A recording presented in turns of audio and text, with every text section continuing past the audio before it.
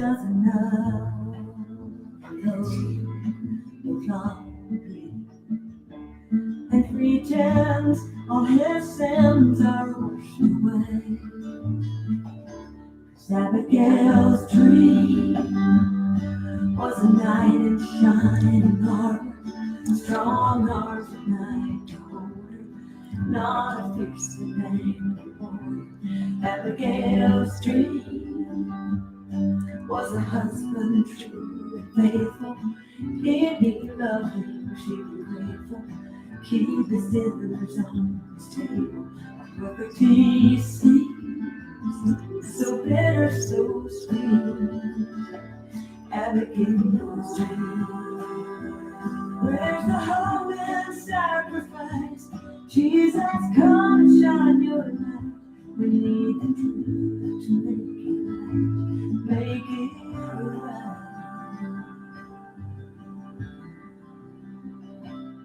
Abigail's dream is a knight in shining armor, strong arms at night to hold. Well, hello, everyone. I am so glad to see you here. We decided to start with some music. That song, Abigail's Dream, this is a very cool story. Probably 10 years ago, I was speaking in Albany, New York, and there was a musician there from Nashville. She was the worship leader. Her name was Kim McLean, and she moved me so much as she sang different songs. And afterwards, we had a chance to talk, and I told her I was writing this book on the emotionally destructive marriage. And would she be interested in reading the transcript or reading the script of it? It hadn't been published yet, and write a song. And that's what she did. So this song is directly from the book and Abigail's story. And so it's a precious song for me. But Kim, I hadn't heard from her in years, and she just contacted me last night. So I thought I'm going to honor her and play the song before we get started. We usually play it before our webinar, but it's Abigail's Dream, and I told her she should publish it. She never did publish it. I said, publish it. This is Domestic Violence Awareness Month. Publish it. It needs to be out there. So welcome, welcome, welcome. We are going to have a 3-hour live stream event today, and I am so excited to see all of you here. I didn't have to ask you, are we live? Because I could see you coming in, and that was kind of nice for me to not have to say, are we live? Are we live? Are we live? We are live. We are raring to go, and we have a lot to cover. I hope you can stay all 3 hours. Let me tell you a little bit what we're going to be doing. So I am going to be inviting 3 different women who are in or have been in destructive marriages. I'm going to invite them to come on this show or this time and share with you their story, how they began to get whole and safe and healthy. And you're going to want to hear that, because when we hear other people's stories of how they went from here to here, it inspires us. It helps us to say, okay, maybe I can do that too. I'm also going to be inviting our coaches that are on our team to meet you and come on here so that you can see them as well. But I wanted to begin by asking you to think about a question. So if you could grab a pen, if you don't want to write it on the feed, this is our public Facebook page. So you might not want to put a whole lot of personal stuff on the feed, but if you want to answer this question privately, I'd really invite you to grab a pen and paper. If not, you can put your answer to the feed. But yesterday I read something that was just very moving to me. And it was so moving to me that I think I want to share it with you, because I firmly believe these next 3 hours could change your future life. These next 3 hours could change your future life. So I wrote on my big trusty whiteboard the quote, and I want us to interact with it a little bit before we have our first guest. And the quote is this: humans are not driven by the past, but we're pulled forward by the future we're most committed to create. And we're most committed to. And I would add the most committed to create, okay? Because we're agents in our future. I don't know if you know that or not. It doesn't just happen to us. We can create our own future. Not perfectly. I'll give you an illustration. Humans are not driven by the past, but we're pulled forward by the future we're most committed to create. So let me give you an illustration.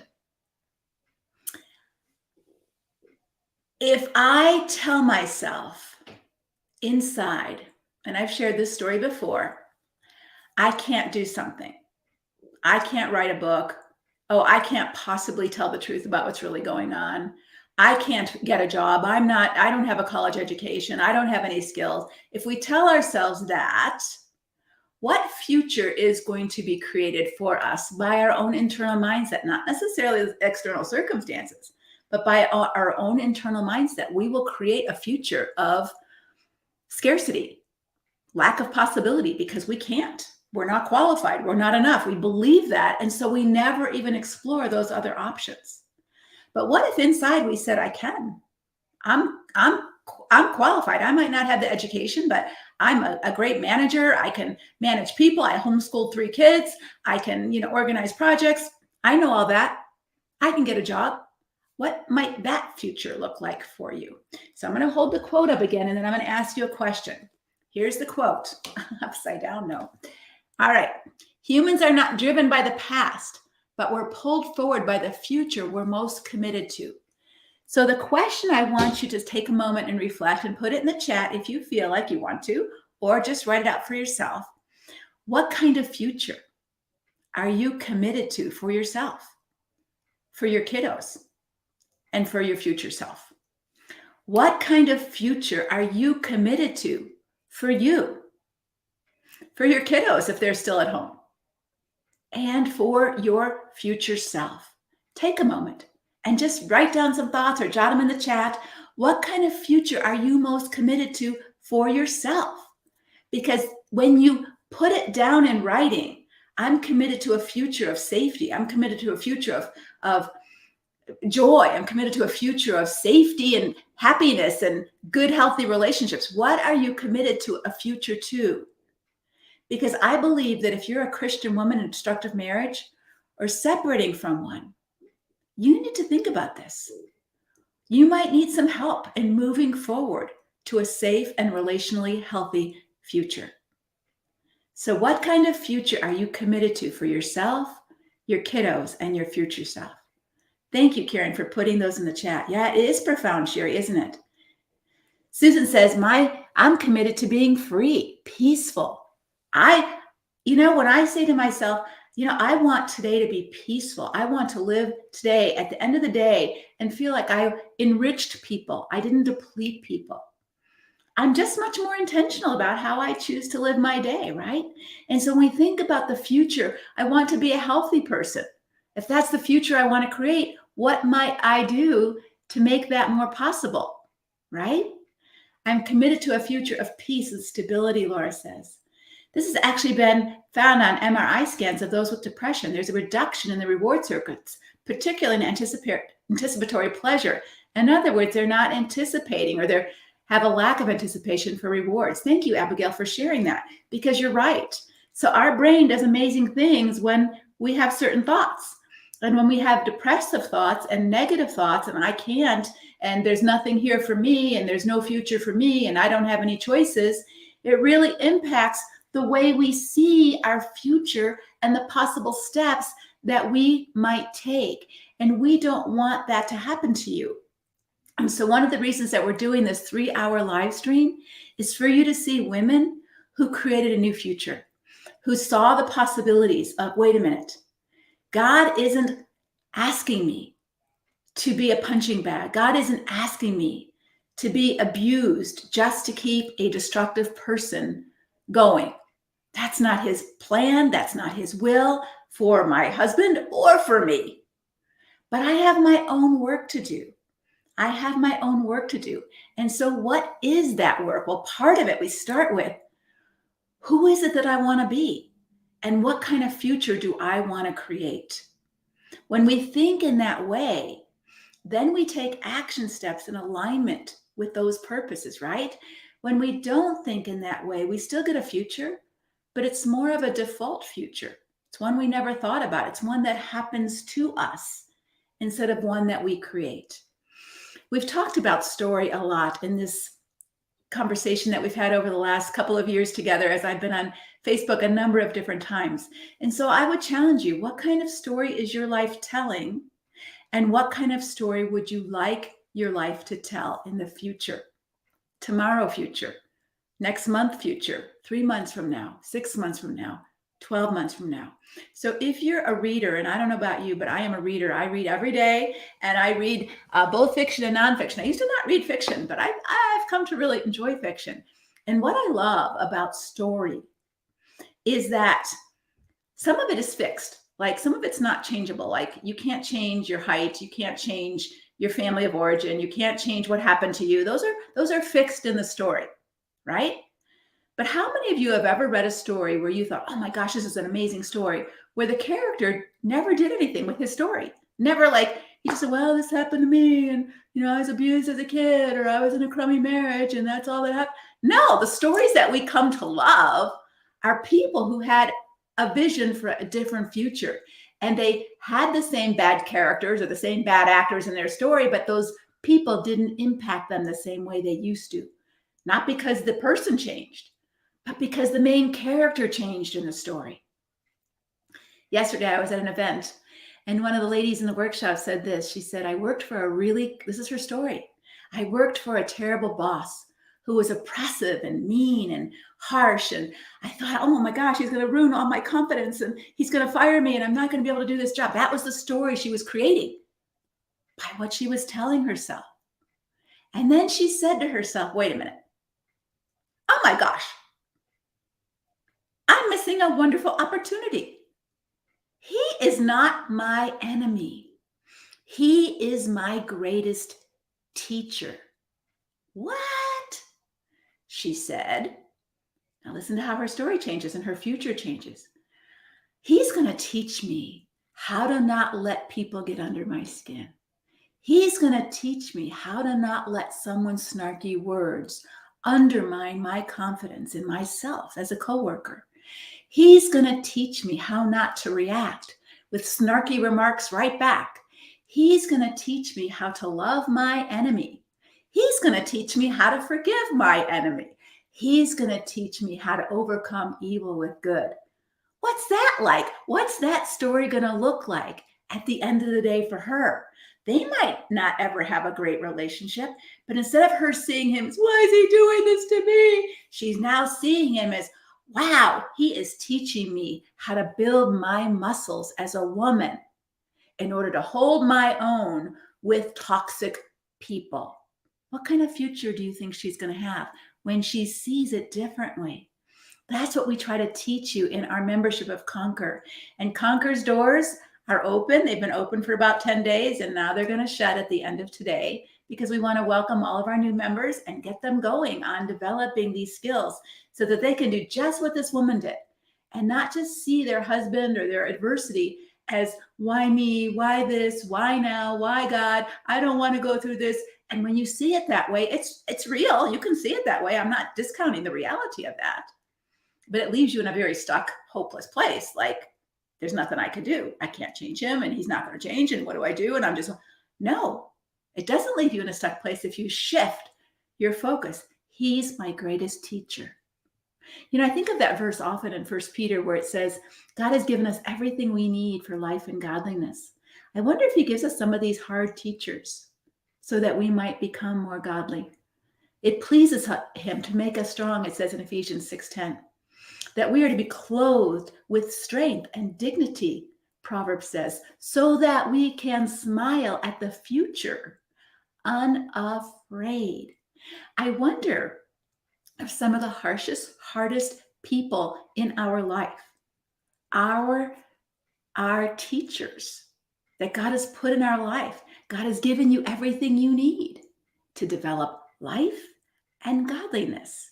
So this woman who I met yesterday, who had this narcissistic, sociopathic boss who was her enemy, she shifted her perspective and saying, he's going to teach me everything I need to know how to handle this.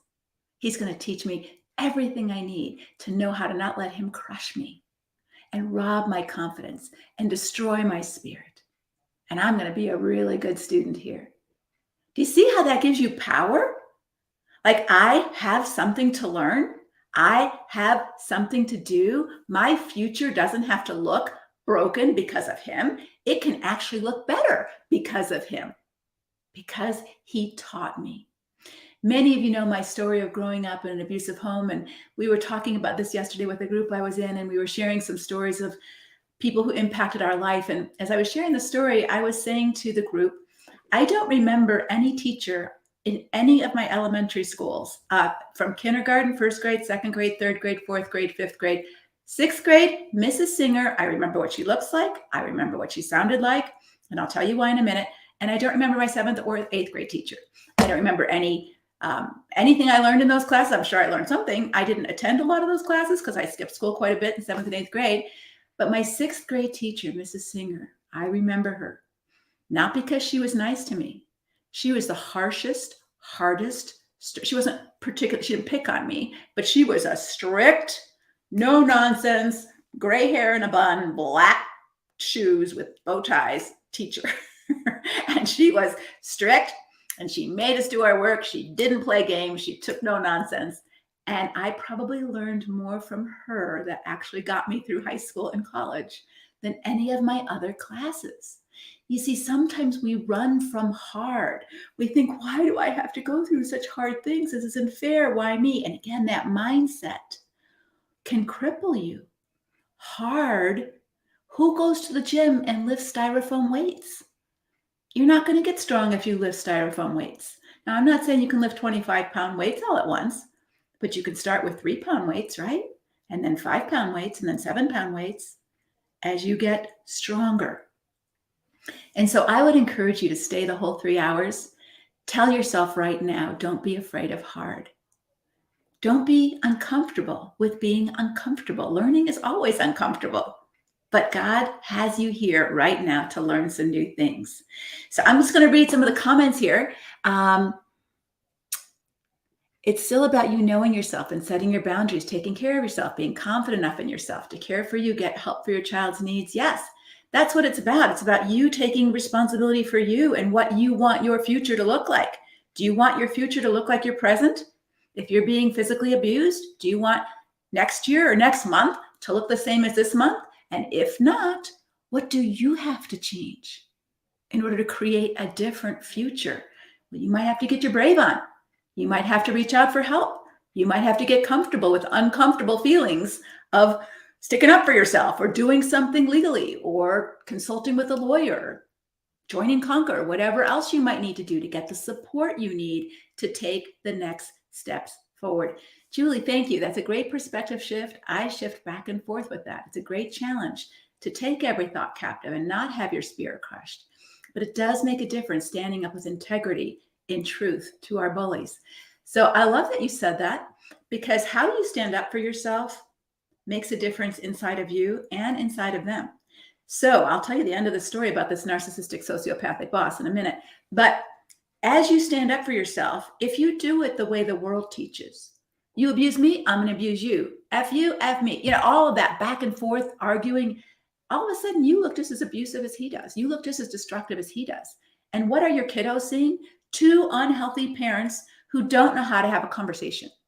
Now, they might still have one unhealthy parent, but I hope that's not you, because your kids need you to grow and get healthy so that you might model to them at least one person who is walking in strength and dignity and godly wisdom. And that doesn't mean being a doormat. But how you stand up for yourself is something that you will learn very specifically in our Conquer membership.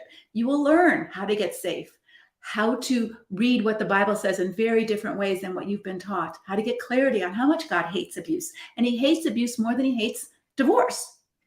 How to get stability emotionally so that you're not always reacting to everything emotionally or shutting down and freezing. How to get stronger and how to build your confidence so that you know that even if he doesn't like what you're doing what God likes. And that is your master, not your husband. Not your husband. You are not to be a husband-centered woman. You are to be a God-centered woman. And so we take our marching orders from him. And if he says, speak out against injustice and uncover the unfruitful deeds of darkness, do not for 1 second feel guilty for calling the police or telling the truth, because that's who God calls you to be. And you are creating a new future. Scary? Yeah, but not more scary than staying in an abusive relationship. but you get to decide. You get to decide. Yeah. Julie said, that's when I knew I needed help, is when I started to respond and act like him. And I didn't like who I was becoming. Absolutely. Absolutely. So I'm going to pause here for a moment, and I'm going to invite two of our coaches in so that you can meet them. Hold on. Let me invite them into the room. Hey, Jen. Hey, Diana. So Hello. Coach Jen, yeah, I'm so glad you're here. Thank you. Thank you for coming. Hi. Absolutely. Yeah, yeah. So I just want to introduce them a little bit. So Diana, I'm just so blessed with an amazing team of coaches. I could never do this work all by myself. Ever, ever, ever in a million years. God has exploded this. There are 1 in 4 Christian women are in destructive marriages. We have women from all over the world who are contacting us and wanting to be a part of our groups. And so I am so blessed to have godly, Christ-centered, competent coaches and women alongside of me to help you with your journey to a new future, to a new self, not just a new outcome, but a new self that you feel better, you feel stronger, you feel more in control. And Diana has been with me the longest, or Diana and my other coach, Elise, but I love Diana's heart. She's so intentional about her own work. She recently had a head injury, and she's like, I gotta take time off. I gotta take care of me. And that's who Diana is. Diana is very intentional about her self-care, physically, emotionally, spiritually. She does a lot of really cool spiritual disciplines, and I love that. And she's very attentive to body work and how her body impacts the rest of her life. So Diana, I'm so glad you're here. And so I want you to share a little bit, but Jen, I also want to introduce you. And Jen is one of our newer members of the team, and she's from our Canada friends of the area. She lives in Canada, and so she's one of our Canadian coaches, our only Canadian coach. But I appreciate so much the expertise she brings to our team, because she specializes in betrayal trauma. And so especially when your husband's been repeatedly unfaithful, like, what do you do? How do you look at that? Do you keep forgiving? What's going on for you? How do you get rid of your own fears about what might happen next? And so these two women have just been a blessing to me. I consider them my friends as well as my colleagues. And so welcome. Hi, thank you. How are you feeling, Diana? Are you feeling stronger? I have to tell you, I'm in the mountains in North Carolina, in Asheville, and with my daughters here. So I'm signing in from there. We are going my first ever zip lining. I'm listening to you talking about putting on your brave, putting on your strong, right? And so in terms of facing what is tough and challenging, I looked into, can you do this with a head injury? I will be taking my Dramamine before I go out there. But ladies, I have to tell you, I have celebrated some milestones with our Conquer members. And one of the ways they celebrate is by doing challenging things. Some of them have told me they've done zip lining. They've told me that they've, parachuted out of a plane. So I'm here joining you today, putting my brave on as well to do that. But yes, I'm doing okay. I'm still taking it easy and listening to my body and what my head needs. Mm-hmm. I know when I'm pushing those concussive symptoms, I'll get that squeezing headache, but I'm taking good care. And that's a part of what we do. That's right. And one of the things you said that I want to just highlight is Diana's doing this with 2 other people, her daughters. And so what helps us put our brave on is when we have other people who are putting their brave on with us, and maybe they're a little braver, or maybe they're a little stronger, maybe they're a little younger. I took a huge hike with 2 Conquer sisters to Camelback Mountain, which I was the oldest and not least experienced hiker, and I would have never done it alone, but I put my brave on it. So it's those things in the community that give you that, okay, I'm going to try it, that you might not ever try alone. So thanks for sharing that, Jen. Hi. Hi, I'm so glad you're here. Thank you. I want to give out a shout out to my sister Canadians because it's our Thanksgiving weekend. So God bless. And we're all full of gratitude as we go forward on this, well, where I am in Ontario, a beautiful fall day. So as we close our cottages and eat our turkey and gather with family, I just want to give a shout out for everyone's Thanksgiving this weekend. Oh, thank you. Yeah. So I wanted to ask both of you to share with our audience, what do you like most, or what's your favorite part about our ministry? Yeah, you go ahead, Diana. You've been around the longest. I will say, you know me, I like to do my research. So I pull the audience and see what's out there. And I will unequivocally say that there's no ministry like this in terms of its impact and in terms of application to life situations, experiences. This ministry, The volume of information is broad, but that's really, I think, a part of the strength. The strength is in the fact that Leslie has taken a lot of time to apply the Word of God in a very applicable and understandable way to help us to discover those truths and to straighten the error that we have been taught that has maybe kept us stuck in some of these situations and difficult experiences. And so we're here to help teach and to help you apply that in very practical ways where you can try it on and walk together and find strength and support. And so I would say there's no other opportunity. There are many people who are ministering to this population, but I believe that what we offer is truly unique and exceptional. Oh, that warms my heart. And, when I started, there wasn't anything for Christians. There wasn't really any information from a biblical perspective. There is now. But I love that you say that, because I have really pivoted and said, I know a lot of information. In one of my very first book I wrote, I knew everything I was supposed to do as a Christian. I just didn't know how to actually do it. Like, how do you forgive? Like, how do you I knew I was supposed to, but no one helped me actually walk through that process. And so in Conquer, we're very intentional about helping you walk through the process of the how-tos.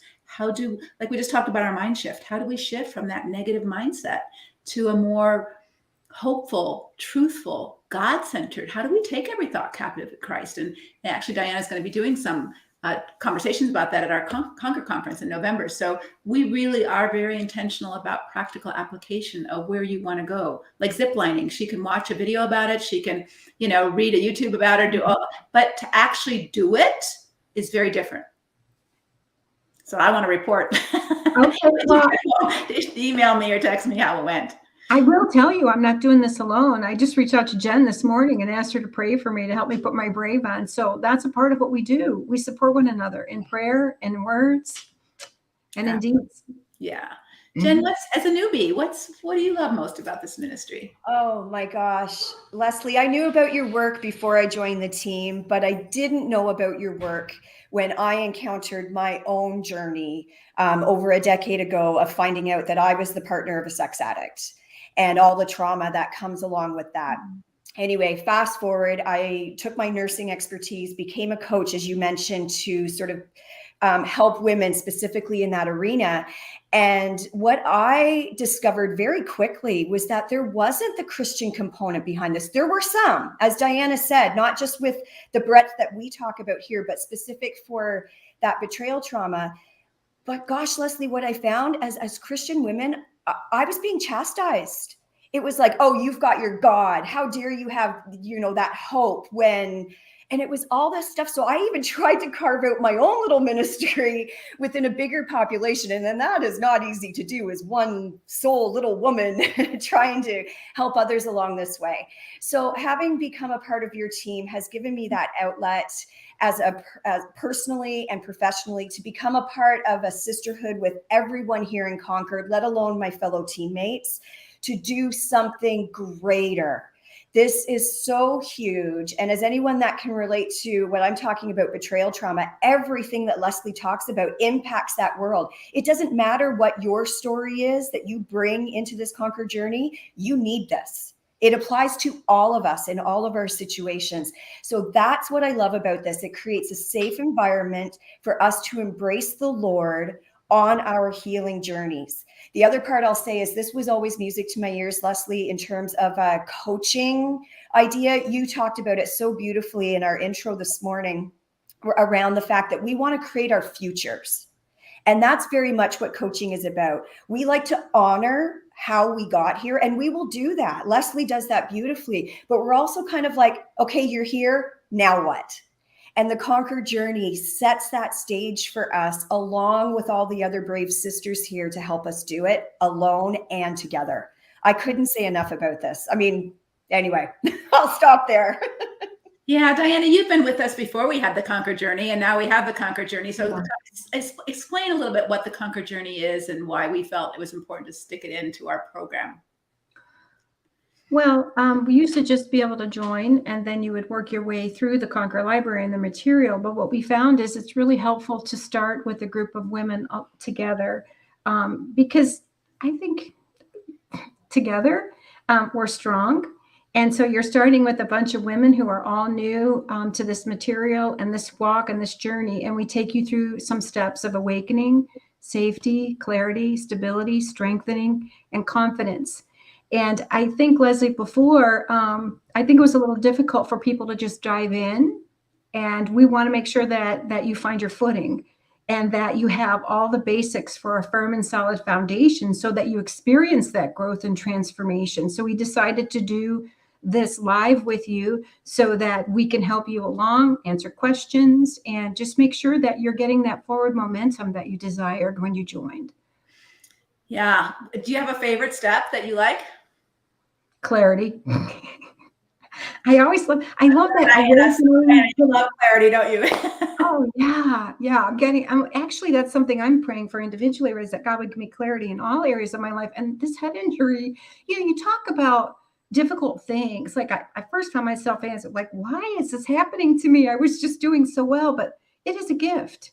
And we'll find that sometimes the struggles that we go through are a gift, and they provide us opportunities for God to shine a lens into different parts of our lives. And so, yeah, clarity is my favorite one, because I feel like you cannot move forward in life or even know who you are until you develop clarity about your situation, your circumstances, and who God's designed you to be. It's just, yeah. And then you move there with, your eyes and your lenses clear and can make really good choices for well-being. Yeah, I love that. Jen, do you have a favorite part? I do. I mean, they're all excellent, and they all speak to different parts of our journey, no matter where you're coming into this in terms of your life story. But I have to say the very beginning, the awakening, because to me, that just is near and dear to my heart, that without that, even if you don't yet have the clarity, that eye-opening experience of this is my truth. Yeah. And the courage I know that it takes to see that.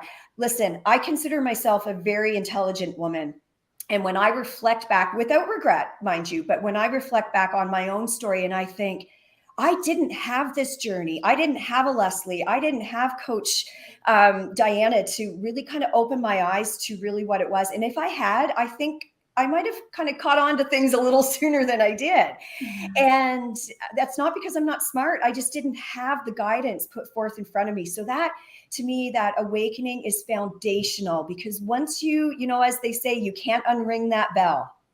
So once you start to become awakened to this, the world is your oyster. God can start leading you to all the right and next best things you need to do for you. Yeah, I love that. Both of you are saying the verse is captured in John 8:32 when it says, and you will know the truth, and the truth will set you free. Clarity and awakening.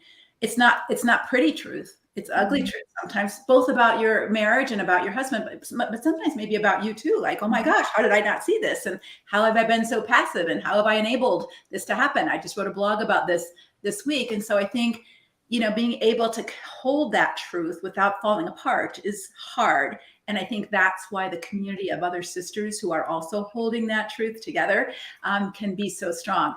I want to ask you another question, but let me just answer one that I see in the chat. If you are a former Conquer member and you're saying, wow, I didn't get a chance to go through the Conquer journey then, it wasn't available then, or I didn't do it, I just was too busy, or I was, in brain fog and I just never saw how valuable it could be. If I'm still in Conquer, can I retake the Conquer journey, or can I start now as a new Conquer member? Yes. The answer is yes. We don't exclude anybody from the Conquer journey. And I just also want you to know, if there's someone here listening who needs this and you absolutely can't afford it, it's not high cost, it's $37 a month. But if you are truly in need of Conquer and you absolutely have no way of earning that extra money to pay for it, please reach out and ask for a scholarship. We give lots and lots of scholarships because we believe that women need to be empowered to get stronger. And the best, quickest, most sure way of doing that is together. And you'll hear that through the stories of the women who share their stories of they wouldn't have been able to do this all by themselves. And so I think it's really important that you not hold back. If your future is something along these lines and you want that, but you can't afford our membership for this help, then just reach out and say, I really need this, and this is why I can't afford it. And we want to help you. We don't want anybody to not get this help.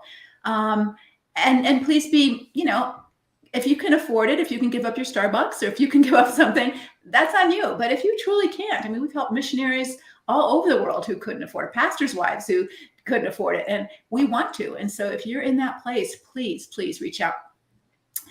Jen and Diana, share some outcomes you've seen women receive after they've gone through the Conquer journey or in their Conquer membership. What kinds of things have you observed in terms of growth, in terms of outcomes or wins that these women have gotten? I see confidence through and through. As Diana mentioned at the beginning, another thing that I love about our ministry is that, Leslie, you've really helped with doctrine-based teachings. You really, with the theology sound, how to undo some of those limiting beliefs and some of the maybe albeit well-intended advice that pastors and churches have given us, but have been very destructive to us. I see women that have come into this journey with those limiting beliefs, but knowing that something was really, truly wrong, feeling betrayed by their own church. And I think that amongst everything else that you teach for them internally gives them the confidence that they can to make good, sound, godly decisions for them, for their children, for their marriages going forward, whatever that is. Confidence through and through. I see that growing in these women all the time. Mm-hmm. Yeah, how about you, Diana? Well, I'm going to add to that a little bit. I think that when we step into the awareness stage and understanding what's happened to us, there's a bit of shock, and an awareness of what I've been through, and it can be traumatic. And so I think along the way, what Jen had said is so true, developing strength for the journey along the way. I think that awareness then is key. And along with the support of others, what I end up seeing is it's like, for me, I observe the sensory stuff and the physical effects. And I see ladies go from this to this. It's almost like I can breathe now. I can think now. This makes sense. I don't feel crazy in my thoughts. So along the way, we're learning how to think truthfully, how to think biblically around some of these questions or situations. And it's a whole different way of being where you can step into really, I think, some freedom physically, spiritually, and emotionally. And so it's powerful. It's life-changing. Mm-hmm. One of the things I notice over and over again, when I first started Conquer, we have a private Facebook page. That's why I always say this is my public Facebook page, especially for Conquer girls, because they're very free to put out whatever they want on their private Facebook page that nobody else can read if you're not in Conquer. But when we first started that Conquer page, I was on it pretty much every day because everybody was so new and so mixed up in what they were thinking about what their church told them. God hates divorce. I'm supposed to be a good wife. And I hate my husband. I feel so guilty, all those kind of things. And what I'm seeing now, when I go on there, I'm seeing wisdom. I'm seeing these women have grown in wisdom, that strength and dignity are their clothing, and they are smiling at the future unafraid, and they're reaching back and they're pulling up other Conquer sisters and they're saying, hey, girlfriend, I was right where you were at 3 months ago, or I was right where you were at 12 months ago. You don't have to stay there. Come walk with me. And it's an amazing, beautiful experience, especially in post-COVID, during COVID. It was life, giving, because people couldn't even go to church or even a domestic violence shelter. But even post-COVID, there's been a beautiful community and a connection. And, if you're a woman who's trying to do this alone, it just doesn't work. We don't do good alone. We need connection. Whether you're working on an art project, I like to do art, and I like to be with people who show me what I'm doing wrong and can help me take the next right step. And it's much easier to learn and grow in community of people who are like-minded than to try to do it all by yourself. Mm-hmm. Any final words? Any final words that you'd like to share about Conquer, or the rest of the programs that we do? We don't only do Conquer, but we're talking about Conquer. But any other words of wisdom or final thoughts that you'd like to share about our ministry?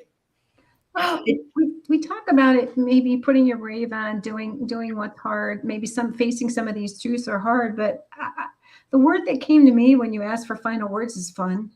I think it's wonderful to get to know each other, and it can be fun. The journey can be fun and lighthearted, and I think it's good. So if you're considering and you have questions, take a step in and join with us. And we're happy to know you. And I think that, Leslie, I think maybe part of the journey is feeling known and being heard and understood. And I think if that's a part of this experience. And I get to do that with all the women and with our fellow coaches and also with you. So. I love the fun part. I mean, really, I have a sort of a philosophy. If we don't laugh, we cry, and we are appropriate about when we do that. But I see some fun and some lightheartedness in our big Facebook group, in our Conquer Facebook group. I would also add, and I think I suggested this earlier, is the safety of this group. Leslie nor any of the coaches are here to tell you what to do, to judge you for what you have done or what you're about to do.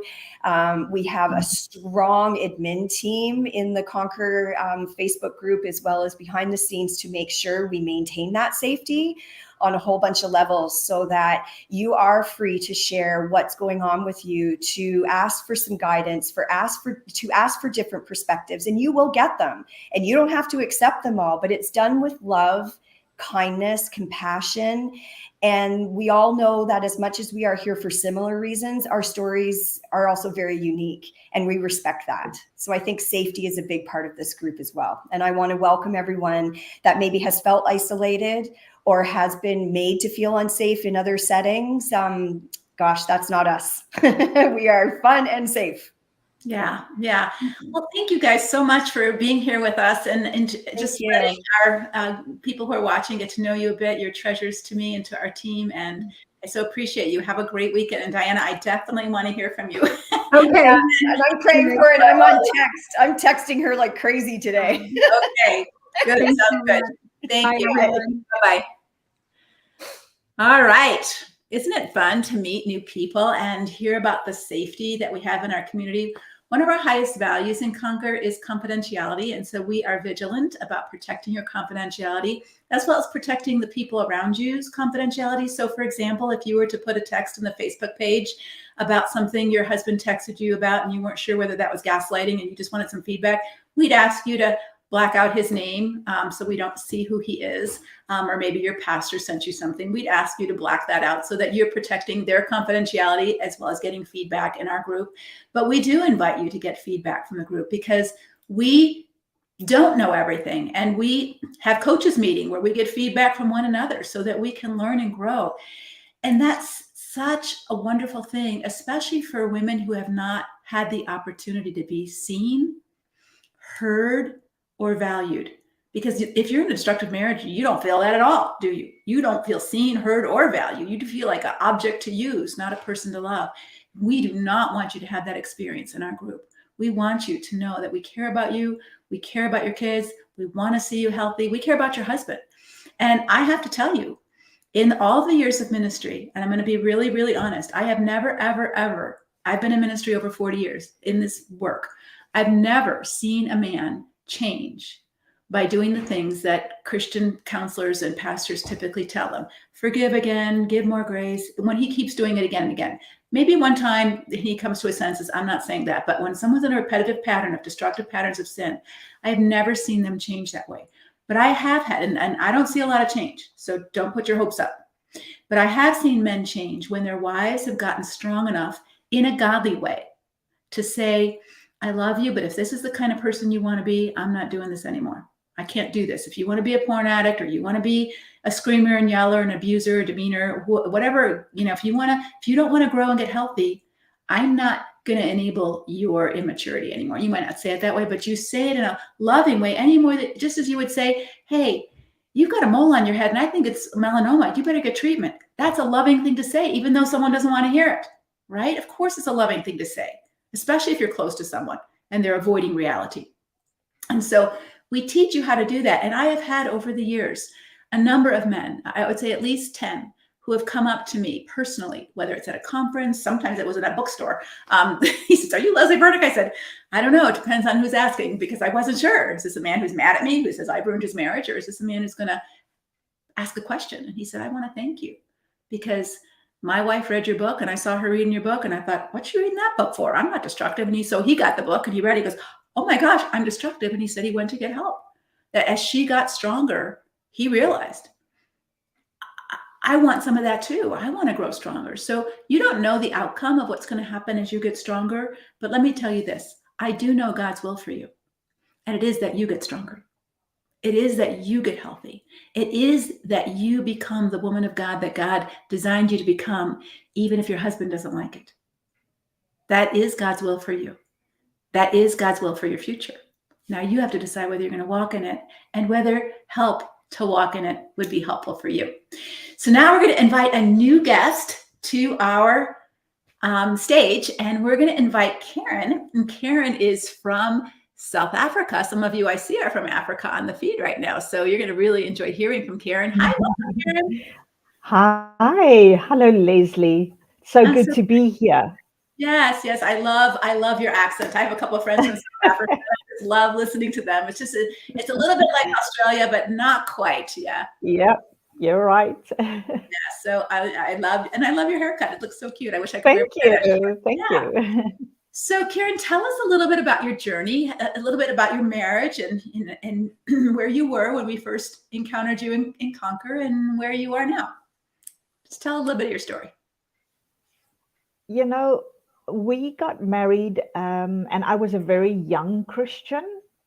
My ex was 6 years older than myself, and he was already a 10-year-old Christian in his Christian walk. And but we got married after just 2 months. Crazy. But I quickly discovered that there was some behaviors that felt wrong to me. For instance, he was very controlling about the time that I spent away from him. And so, for instance, if I had a coffee date with friends on the rare occasion that I was allowed to go, he would want to know who was going, where we were going, how long we were going to be there, and what time I was going to be back. And if I dared to be even 5 minutes later than the time that I had said I would be back, I would receive a very, very cold reception. And he would express his disappointment and his disapproval very clearly to me. And it really made me feel like a small, helpless child who's just been reprimanded by an angry parent. Mm-hmm. And you were a bad girl for wanting a friend. Yeah. And leaving him somehow. And also I had to be available to him. I was there to meet all his needs.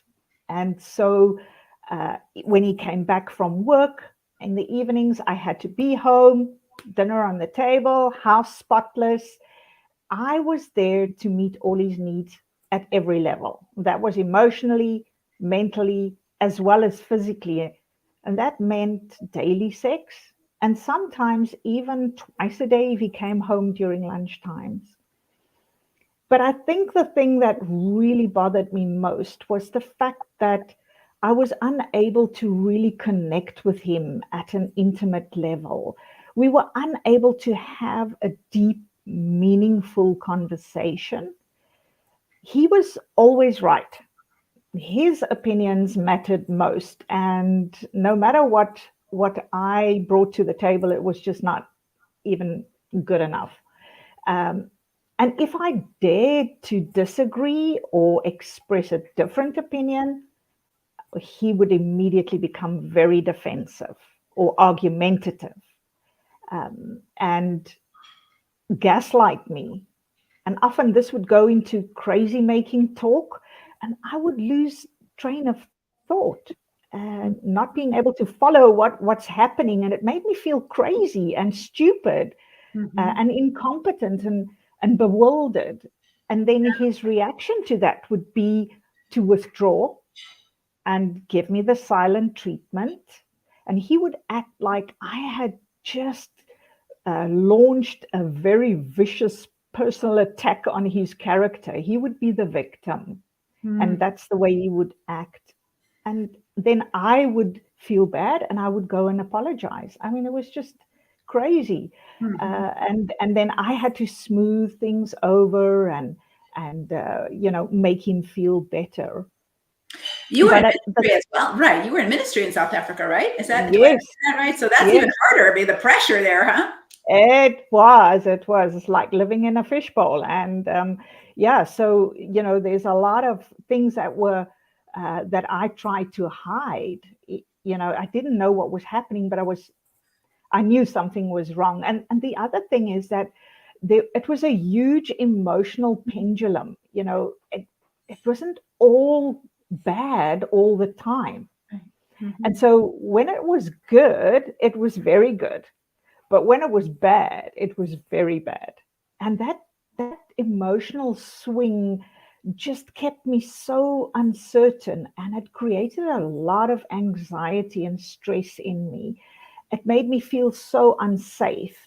I just never knew what was going to happen next. Mm. But the thing is that from the outside, nobody ever suspected that there was going to be, that there was anything wrong, because it was very covert, very subtle, and very hard to define. Mm-hmm. Yeah. Yeah, it sounds so, I mean, depending on, I've heard this as a Christian counselor, when a woman comes in and says, well, he just wants to spend, I feel smothered or whatever. And he's like, I just love her so much. And it just sounds like you're being ungrateful that he loves you so much and wants to spend time with you. And it feels crazy to you, and it feels a little crazy to the counselor too. Like, what's going on here? Absolutely. And, to process what was happening to me was really hard, because initially I just thought this was normal. I'm assuming that this is normal in any marriage. I mean, marriages go through hard times. You have ups and downs. And so I was so committed to this marriage and making it work that I sought counseling for us. And, we were going to fix this with just with the right kind of counseling. The problem was that the feedback that I got was, you've just got to try harder. You need to submit more, pray more. Trust God. God is going to change his heart. You just need to be, consistent in your prayers. I did all of that, but it didn't work. And then often it was said, well, maybe it's a communication problem. So, right, if we just have the right skills, we're going to fix this. But it didn't work. And so I also excused a lot of his behavior. And I always gave him the benefit of the doubt.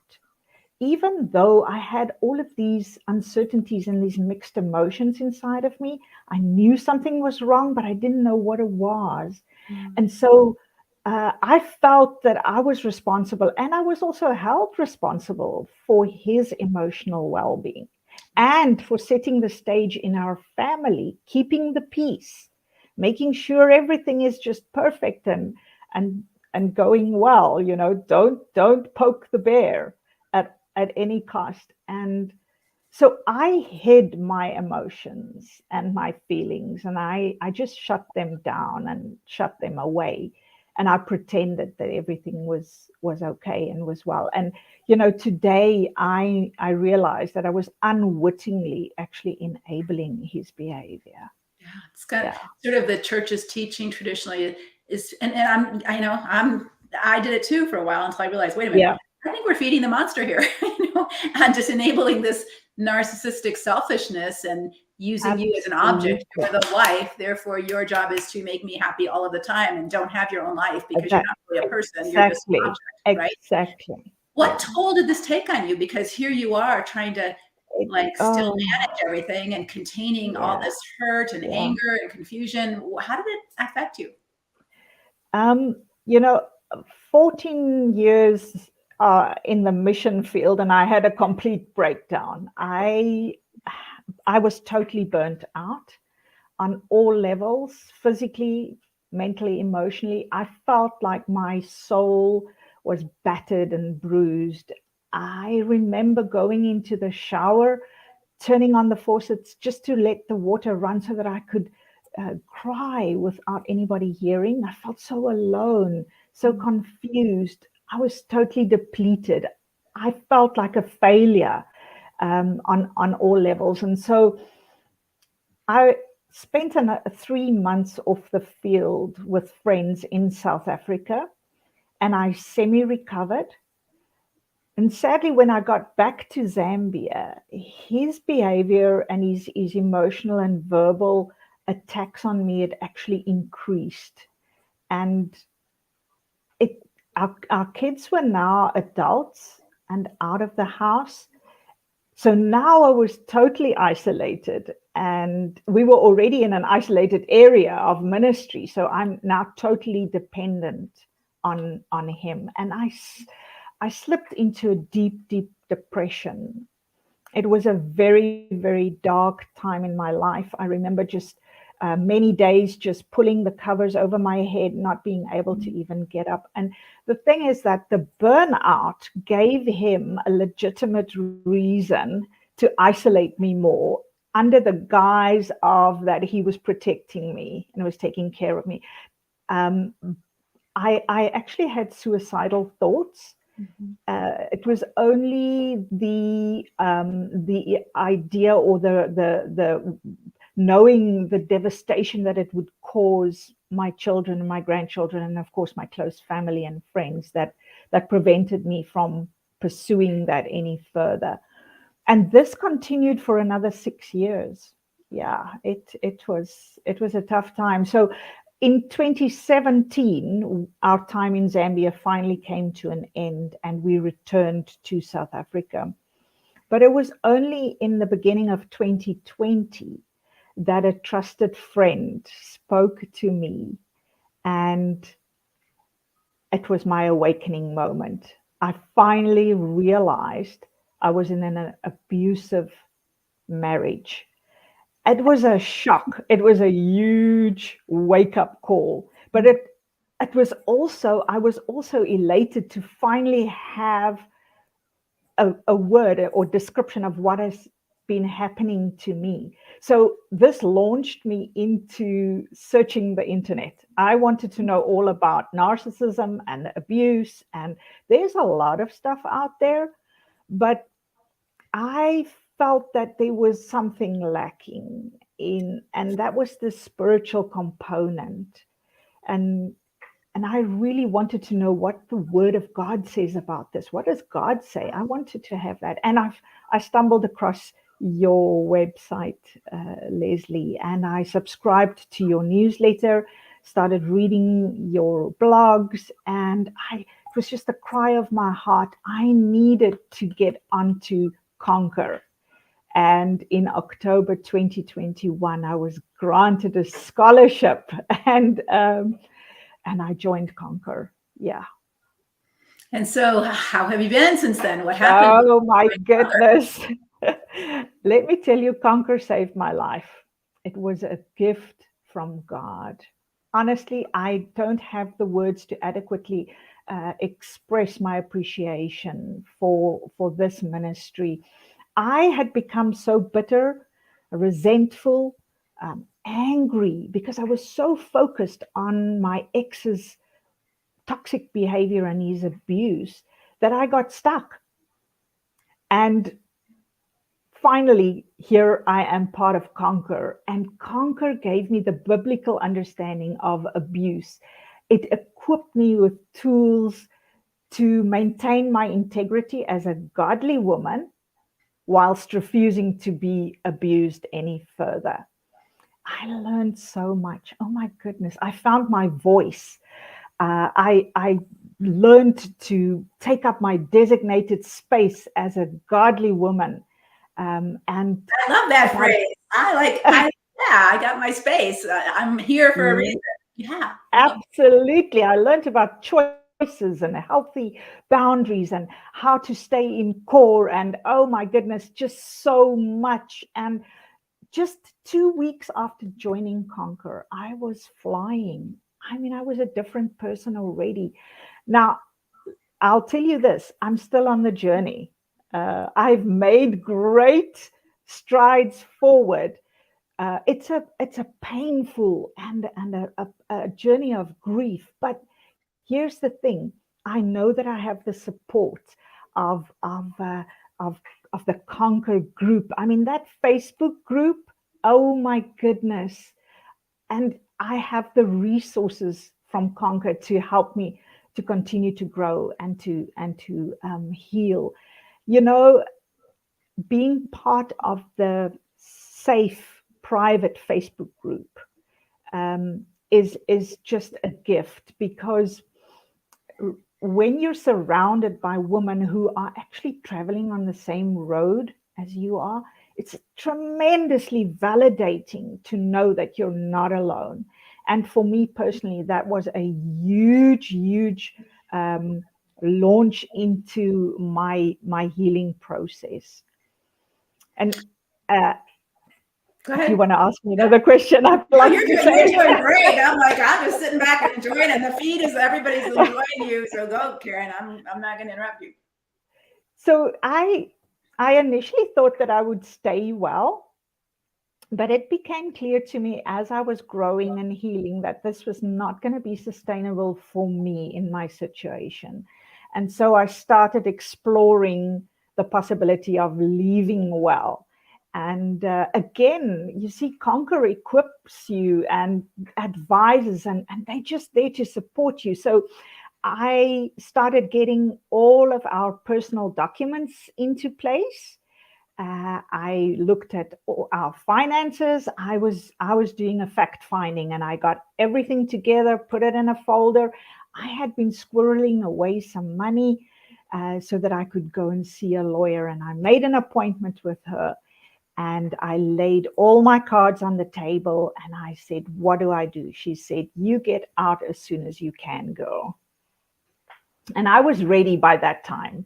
And so from the time that my ex was served to the time that I walked out of the divorce course was 6 weeks.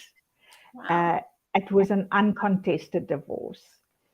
And truly, Leslie, I just want to thank you, your team, and your coaches again for putting together this program, this ministry to help women like myself heal and to find ourselves and our purposes again. Those godly purposes and destiny that Christ has got for us to be overcomers. And I want to say to you that through Conquer, I moved from being a victim to a survivor to a thriving conqueror. Oh. Thank you for that. Oh, Karen, thank you so much for so vulnerably and so articulately sharing your story. And I see in the chat, women are so encouraged because, you know, to see someone who may have been where they were a year ago and make such progress.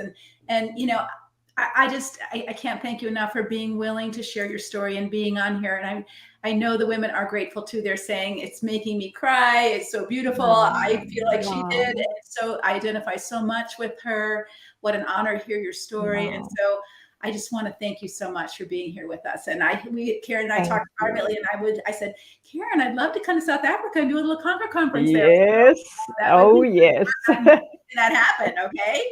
We're going to work on that, Leslie. I'm going to set you up on that. Okay. All right. Well, thank you so much for being a part. All right. Thank you for having me. You're welcome. Bye-bye. Oh my goodness. Wasn't that amazing? That was so powerful. We've got a couple of questions in the chat. And if you want to join Conquer, you're not a member of Conquer, there should be a little feed right on the screen that says join us in Conquer. And it's leslievernick.com/Conquer sign up. And today is our last day. We're going to start getting people onboarded. So we have welcome calls next week for everybody who's new to come in and start to meet one another. We really value community and connection in Conquer, not just the good content that's there, but really connecting. You can see from Karen's story how much that Facebook page and how much the content meant to her, learning things, but also the application of it in the Facebook page. Okay, I said this and he said that. Now what do I do? And there's help there. There's somebody who's already been there, done that, and can help you with what the next step might be or what the next step might not be. And there's so much resources in there for you. Like Karen said, she wanted to stay well. So we have kind of a journey, and this is your choice. And one of the things about abused women is they don't get a choice. Karen didn't get choices about stuff. And so we empower you to make your own choice. We're not telling you what to do. Here are your options. You can stay miserable and angry and grow more and more deformed, but is that the future you want to create? No, but that might be a default future that you get if you don't start creating a different future. So initially she said, I decided I was going to try to stay in my marriage, but stay well. That doesn't mean you're going to have a happy marriage. It means you're not going to let that ogre get to you. Just like the story I told you at the beginning when she said, hey, I decided this is going to be my greatest teacher and I'll deal with this. It actually turned out that they did become friends and colleagues later, but not married. They didn't have to live together, but she could handle him and he could handle her without that rancor. So she decided I was going to stay well. I'm going to try to, stay peaceably for the sake of our children, for the sake of our legacy, for all of those reasons. And maybe there's other good reasons to stay well, finances, age, all of that. But she found she couldn't. So sometimes you have to change your mind. It's okay. If you turn right and it's not taking you where you want to go in your future, you might have to turn around and go left. It's okay. This is life. This is what we do in life. We make decisions. And so we teach you how to make decisions for yourself, because women have been told what to do. Oh, you have to go home. No, you can't separate. Yes, you can if you think it's the best decision for you. And if you find it's not the best decision for you, guess what? You can turn around and do a different decision. This is what we teach you in Conquer so that we empower you into adulthood. You are not a child anymore. You don't have to be told what to do. You have to learn to think for yourself. We will give you the tools and the equipment to know how to do that. You still have your own work to do. Nobody can do your work for you. Nobody can take every thought captive to the obedience of Christ but you. No one can go in the video library and click watch and actually apply it but you. But it's there for you, and we will support you and applaud you. And we have wins and celebrations of your wins, and we have practice sessions. And so we want you to succeed, and we will do all we can do to help you succeed. But you have to be willing to do some of your own work. This isn't about changing him. He's still the same. Karen's husband is still the same. But look at Karen. Look at what happened to her when she said, I'm going to work on me, and I'm going to stop enabling him by being so passive and angry about it, right? And you saw the difference. So I'm going to take a couple questions just for a few minutes. We have a couple coaches coming on in a minute, but I'm going to just take a few questions. So I'm going to run to my computer and see what kind of questions have come through the feed so I can answer them quickly. To be honest, I'm having a hard time seeing my future. How can I add hope and happiness when I feel so shaken and sad all the time? Well, because you can say, this is what I want. I want that. It's sort of like saying, I have cancer right now and I'm getting chemo and I feel sick, but I want to live. I want to live. So that's why I'm going to keep going for my chemo. That's why I'm going to join Conquer, because I can't do it myself. I need the chemo, but I want to live. Otherwise, you would just say, I'm not taking chemo and I'm just going to die because I don't care about my future. So that desire to live helps you to go through the hard, the constructive hard, not the destructive hard. Chemo, depending on your view of things, chemo for most people is constructive hard. They wouldn't choose it if they didn't have to, but they might have to in order to get better, right? And of course you wouldn't choose to do some of the things that you might have to do, but you might have to do them to get better in order to feel that hope and happiness that you want to feel. I feel so lonely. I feel Conquer would be a good community, but I am so afraid of opening myself up again and getting hurt. How can I get past this so I can try to find a community?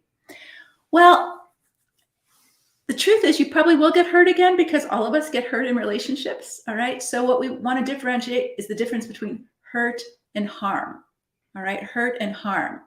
So we don't want you to be harmed by someone, but if my girlfriend says to me, that's not the best haircut for you, I'm grateful because she's got my back. If my girlfriend says to me, why are you working so much? You need a break. Like, let's take the weekend off. She's got my back. I might be like, oh, I'm in ministry, but that's not what I do. I'm grateful. So sometimes in Conquer, people may say things that like wound your ego or make you feel a little sensitive. And that's part of healthy relationship learning. And so one of our goals in Conquer is that you have been so wounded in relationships, either in your church, maybe your family of origin, maybe friends who've rejected you, also people who have demonized you or made you the bad guy. We don't do that in Conquer, but we will, because all of you are also learning to speak up for yourself and speak the truth. So when you see someone maybe lying to themselves, or we see someone in the chat who might be doing something that might be unsafe for themselves or their children, you're going to get some feedback on that. Not because we want to hurt your feelings. We're saying we're caring about you. We're caring about you. And that's what honest people do in true relationships. Hebrews 3:13 says, let us encourage one another day after day, lest any one of us become hardened by the deceitfulness of sin. So I would say, put your brave on and join, whether it's Conquer, if you're in this community of destructive relationships, or join some community in which you can practice these things. And when you get hurt, this is what I want you to do. So I'm going to give you a little tool, all of you right now. All right. And we teach this in Conquer very specifically, but I'm going to teach you this right now. Oh, whoops, hold on. I'm going to get my trusty whiteboard and my eraser. All right. So I'm going to erase that question. So we're very application oriented. So I just told her something, but it might have gone right over her head because, yeah, I already know that, but I don't know how to do that. Right? I don't know how to do that. So remember we talked about the woman whose boss was a sociopathic narcissist. Okay. So we're going to start here with the facts. Now, I don't know if he was a sociopathic narcissist, neither did she, because he didn't get an official diagnosis. But my fact is people hurt me. Or the fact is that people say nasty things to me. Or the fact is my husband doesn't treat me nice. You know, he does this, this, this. Those are the facts. So that if anybody were watching on a video camera, they would agree with you, right? What are the facts? I have cancer. What are the facts? I'm depressed. Those are the facts, okay? This is what you need to really pay attention to. All right, we typically tell ourselves a story about the facts.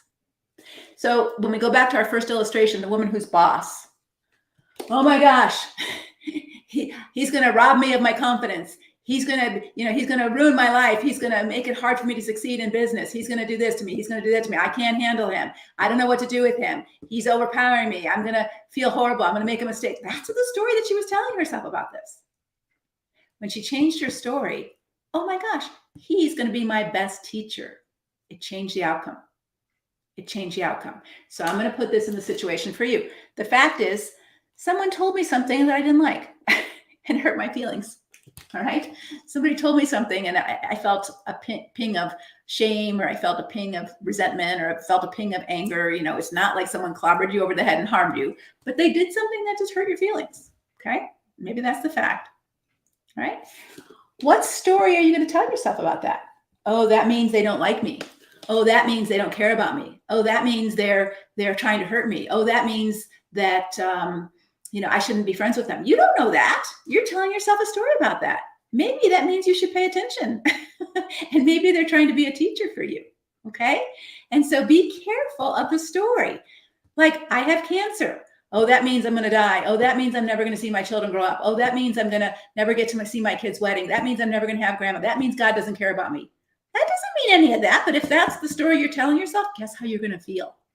Horrible. Horrible. Fact is, my friend didn't say hi to me at church.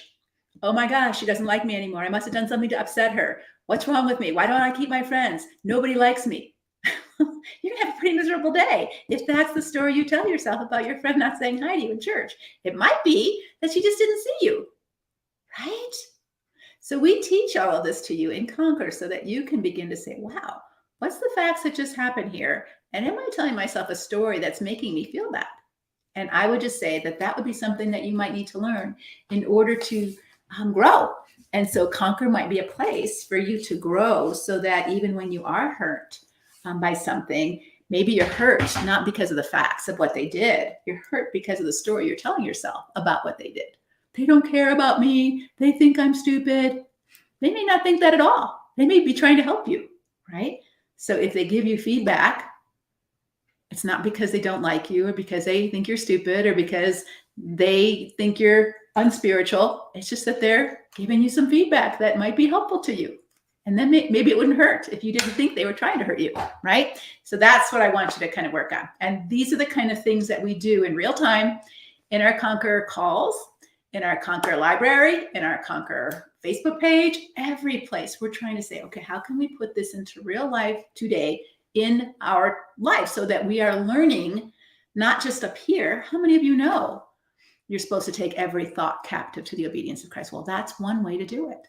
That's one way to do it. Oh, what am I thinking about what happened? What am I thinking about the facts? I'm driving a car, all kinds of traffic. That's the fact. I'm in a traffic jam. The fact is I'm going to be late for my appointment. Oh, this is terrible. They're going to be so mad at me because I didn't show up on time. Why did I even bother? We're upsetting ourselves, not because of the traffic jam, but because we're not recognizing. We're creating a whole negative story about the traffic jam that we don't have to create. We could say, I'm sitting in a traffic jam, Lord, I can't control that. So the outcome is in your hands. Help me to stand and drive peacefully in this traffic jam. Completely different future of that drive than if you let yourself go into a negative space with the story you tell yourself. This is a skill. This is a skill that you can learn. This is a skill we spend a lot of time in Conquer teaching you, because sometimes we're our own worst enemy, aren't we? All right, let me see what time we're supposed to go to the next thing. Okay, I'm going to answer one more question, then we're going to go to our next coaches. I'm in the starting stages of separating. Is Conquer good for me? Absolutely. Absolutely. You have your own work to do, right? Some healing work to do, some new relationship skills to gain, some growing to do. Absolutely. We have women who've been divorced for a while still in Conquer, because the material and the fellowship in the community is very rich. Tiffany, yes, this is recorded. You can find it on the site, Enriching the Relationships That Matter Most. You can go back and watch the recording. The whole thing will be recorded for you. All right, let's see. I fear my kids will continue the patterns that their father is showing them. Will Conquer help me be a parent that can help them see through his flattery? I hate the idea that they may think that this is normal behavior in marriage. Well, you're letting them think that because you're colluding with that. So you can't control what they think. All right. You can't control what they think, and you can't control what they do. You can be aware that your kids tell themselves a story too. All right. The fact is, I'm not going to buy you candy at the grocery store counter. And now your kid's going to tell himself a story. You're the meanest mommy in the world. I hate you because you never buy me anything. That's not true. But he's telling himself a story about you saying no, and he's throwing a fit so that you'll try to say yes, right? So we kind of recognize this in other people a little bit, but we don't recognize this in ourselves. So you can't control what he thinks. He thinks you're the meanest mommy. He's going to think what he thinks, right? But you don't let that turn you into, oh, I'm afraid he's going to think I'm the meanest mommy. I hope you don't. I hope you recognize he's going to think what he's going to think, all right? And so you only can control yourself and how you handle what he does in that moment. Do you flip out? Do you beat his butt? Do you give in and buy him the candy so he doesn't think that? All right, that's your work to do, to stay strong as the kind of mom you want to be, even when your kid doesn't think the way you want. So going back to your question, if you stay unhealthy and continue the patterns, they will think this is normal. So you have an opportunity to change that narrative by saying, hey, I don't know how old your kids are, but you might start by saying, hey, kids, I think I've made a big mistake in the way I've parented you, or the way that I've been a mom here or a wife. And that is that there's some really icky things going on between Dad and I, and I've tried to keep that from you so that you don't get upset. And I don't want you to get upset because it's between Dad and I. But I just want you to know that I'm not going to pretend anymore that things are great between us, because they're not. Now, if your kids are really little, that may not be the way you would say it. But if they're teenagers, that may be the way you have to say it, because kids do pick up vibes in the house. And as long as you're pretending, oh, we have this wonderful family and wonderful, that's what they're going to think it is. And depending on how obvious it's not, they're going to think mom's a liar, or mom's a fool, or it's wonderful. And none of that is a good way for them to tell their story, right? So maybe you have some work to do, and Conquer can help you do that. Let me just say this for you who are considering joining Conquer. Conquer really is about your work to do, not about what do I need to say to him so he'll change and do his work. I'm not going to give you any magic. I can teach you what to say to him. No guarantees that he'll do his work, right? But I can teach you how to say things and what to say in a godly way about boundaries and all those kind of things. But it doesn't mean he's going to respect them or honor them or like the new you. You have to like the new you, and God will like the new you. And that's mostly what matters.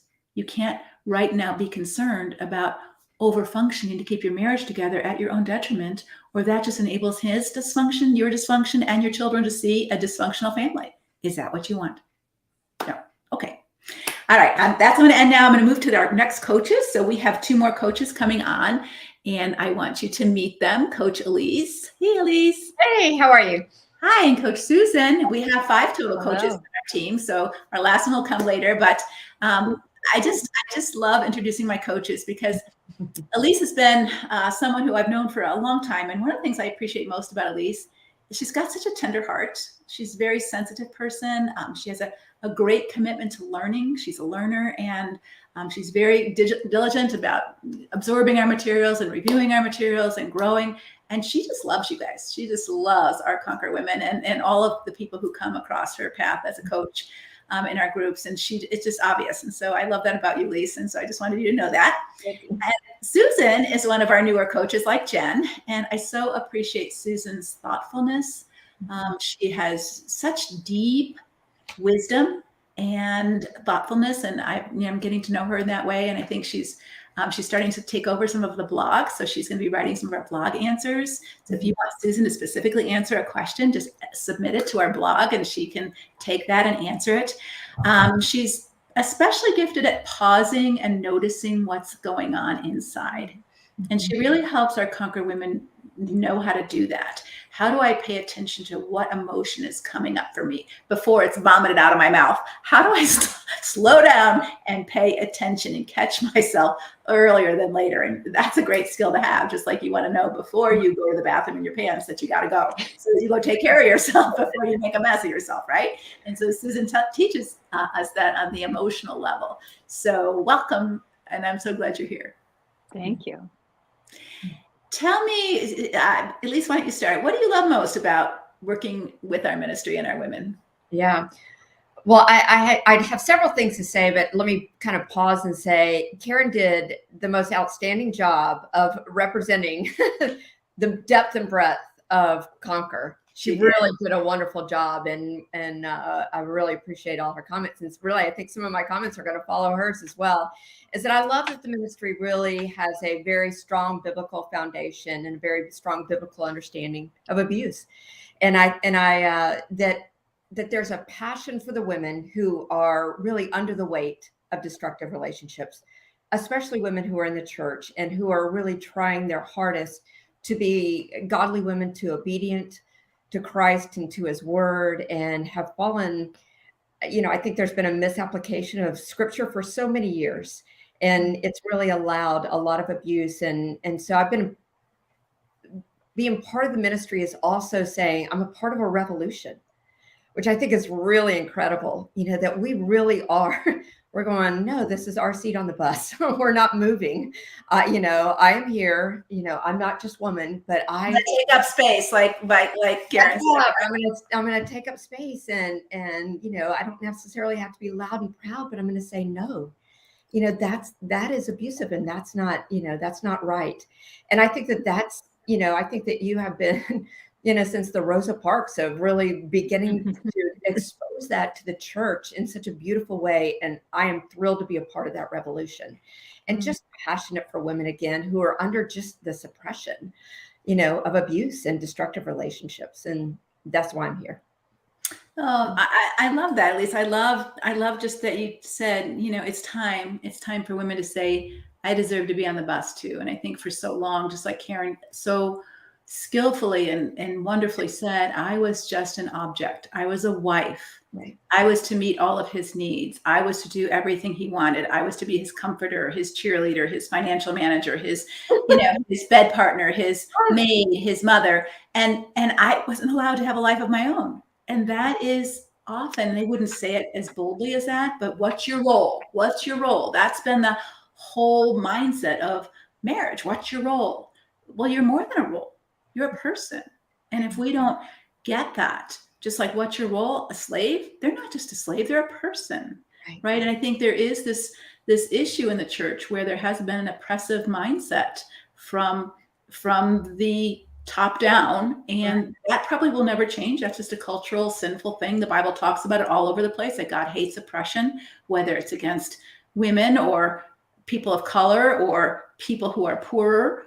He hates it in every form. And so I'm just really thankful that you brought that up. Yeah. Susan, how about you? Yes. And just to piggyback on that, I mean, that's one of my favorite things about this ministry too, but just the empowerment that it gives women. So focusing on personal growth. And I think you said this before I got on, Leslie, is that we really do help women come into their own, to learn about themselves, to grow strong in themselves. The focus is not on marriage and how to change your marriage. It is how to become the best you that you can be, how to thrive.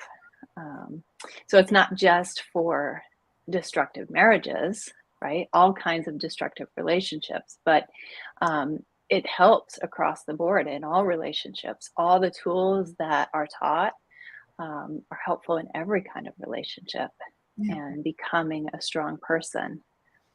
And another thing I love about this program is that there's so many different types of women here, and it suits every one of them. So if you're married, not married, divorced, single, never been married, whatever denomination, if you're type A or type B, if you're introvert, extrovert, there's something for you, right? So our ministry in general has lots of different segments, but the Conquer program, there's so much involved. I'm not even sure, if you asked me to, that I could name all the things that are going on in Conquer, because it's so much. But you can go at your own pace, and you can find the parts of Conquer that fit you best, and you can kind of soak in those things.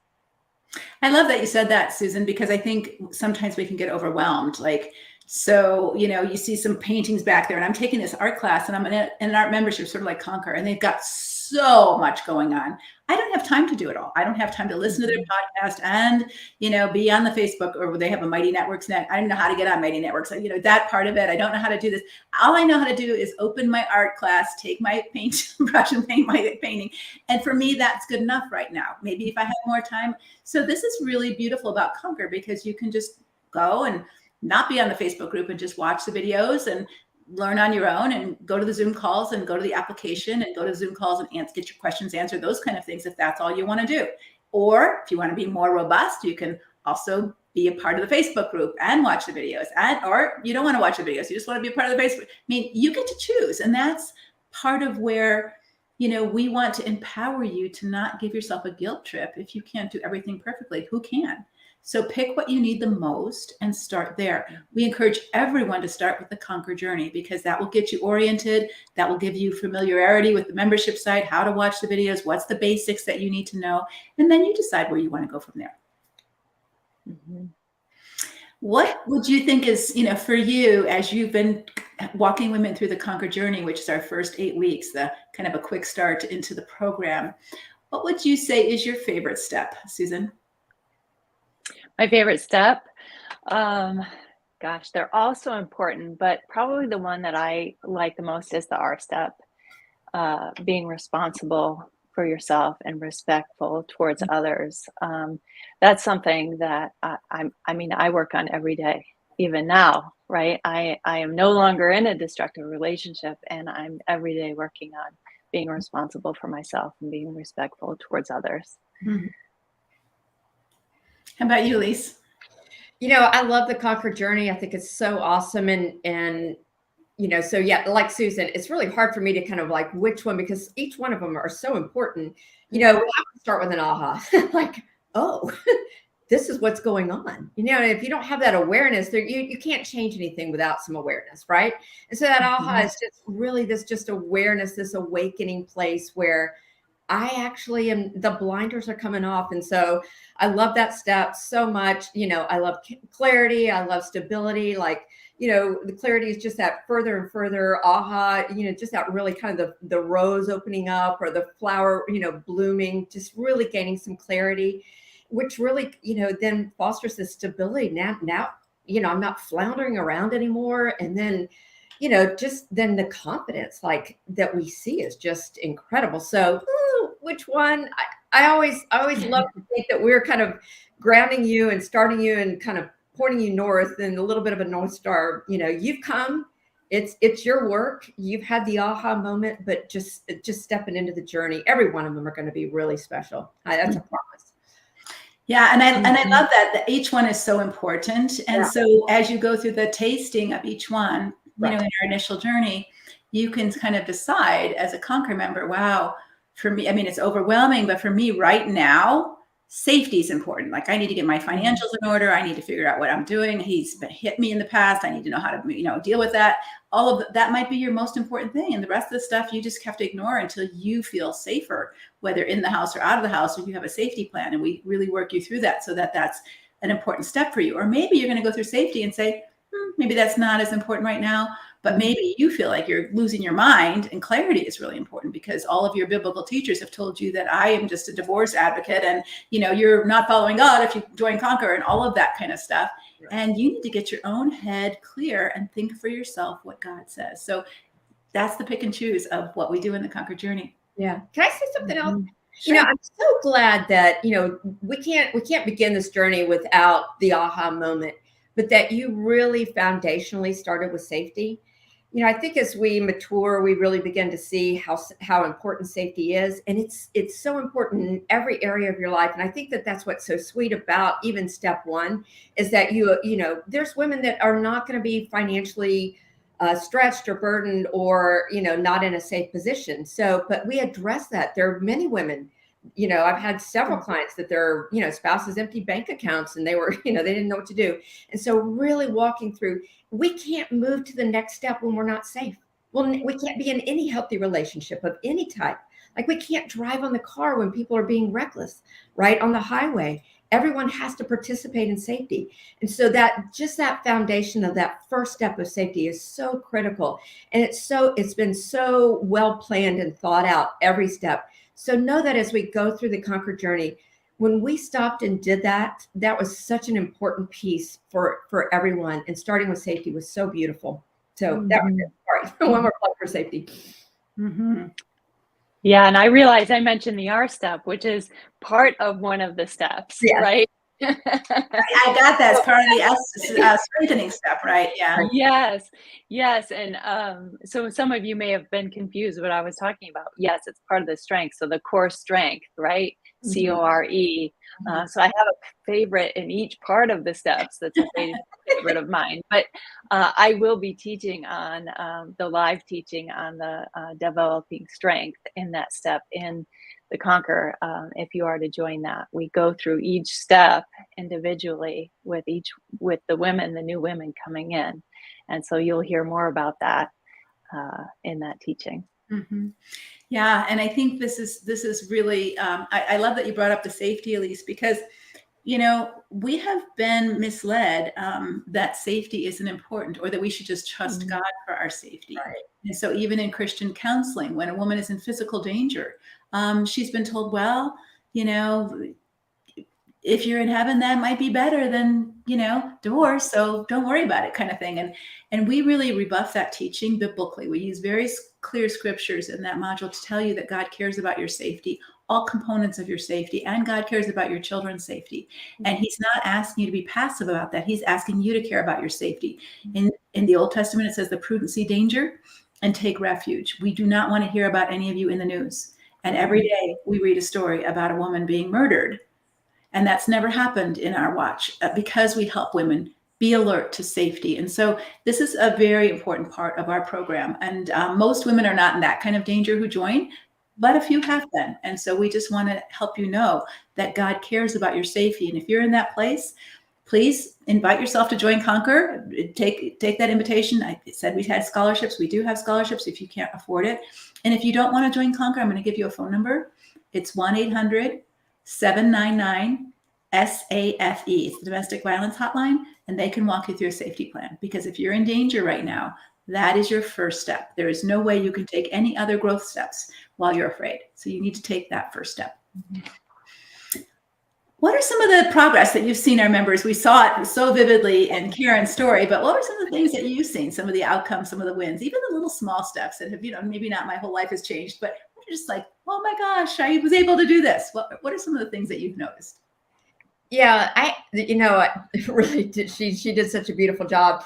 I think one of the fun things is them really going from a place of being very locked up, not being able to kind of open up and see that they have choices, right? And sometimes we don't have good choices and we get really locked up on that. But when we really begin to understand, I actually still do have a choice. I'm not stuck. I don't like the other choice, but I am choosing, right? And so oftentimes we really get an opportunity to say, we've had a choice here, or you'll have a choice there, or, which choice do you want to choose? I think both of them are hard, but you get to make that choice. And I think there's some freedom in that. There's some, there's some freedom in doing that. Let's see, that they learn to speak up. One thing that I really love, and, probably in the step that, in core strength that we're talking about, is understanding the boundaries and the freedom and the empowerment that boundaries bring. Mm-hmm.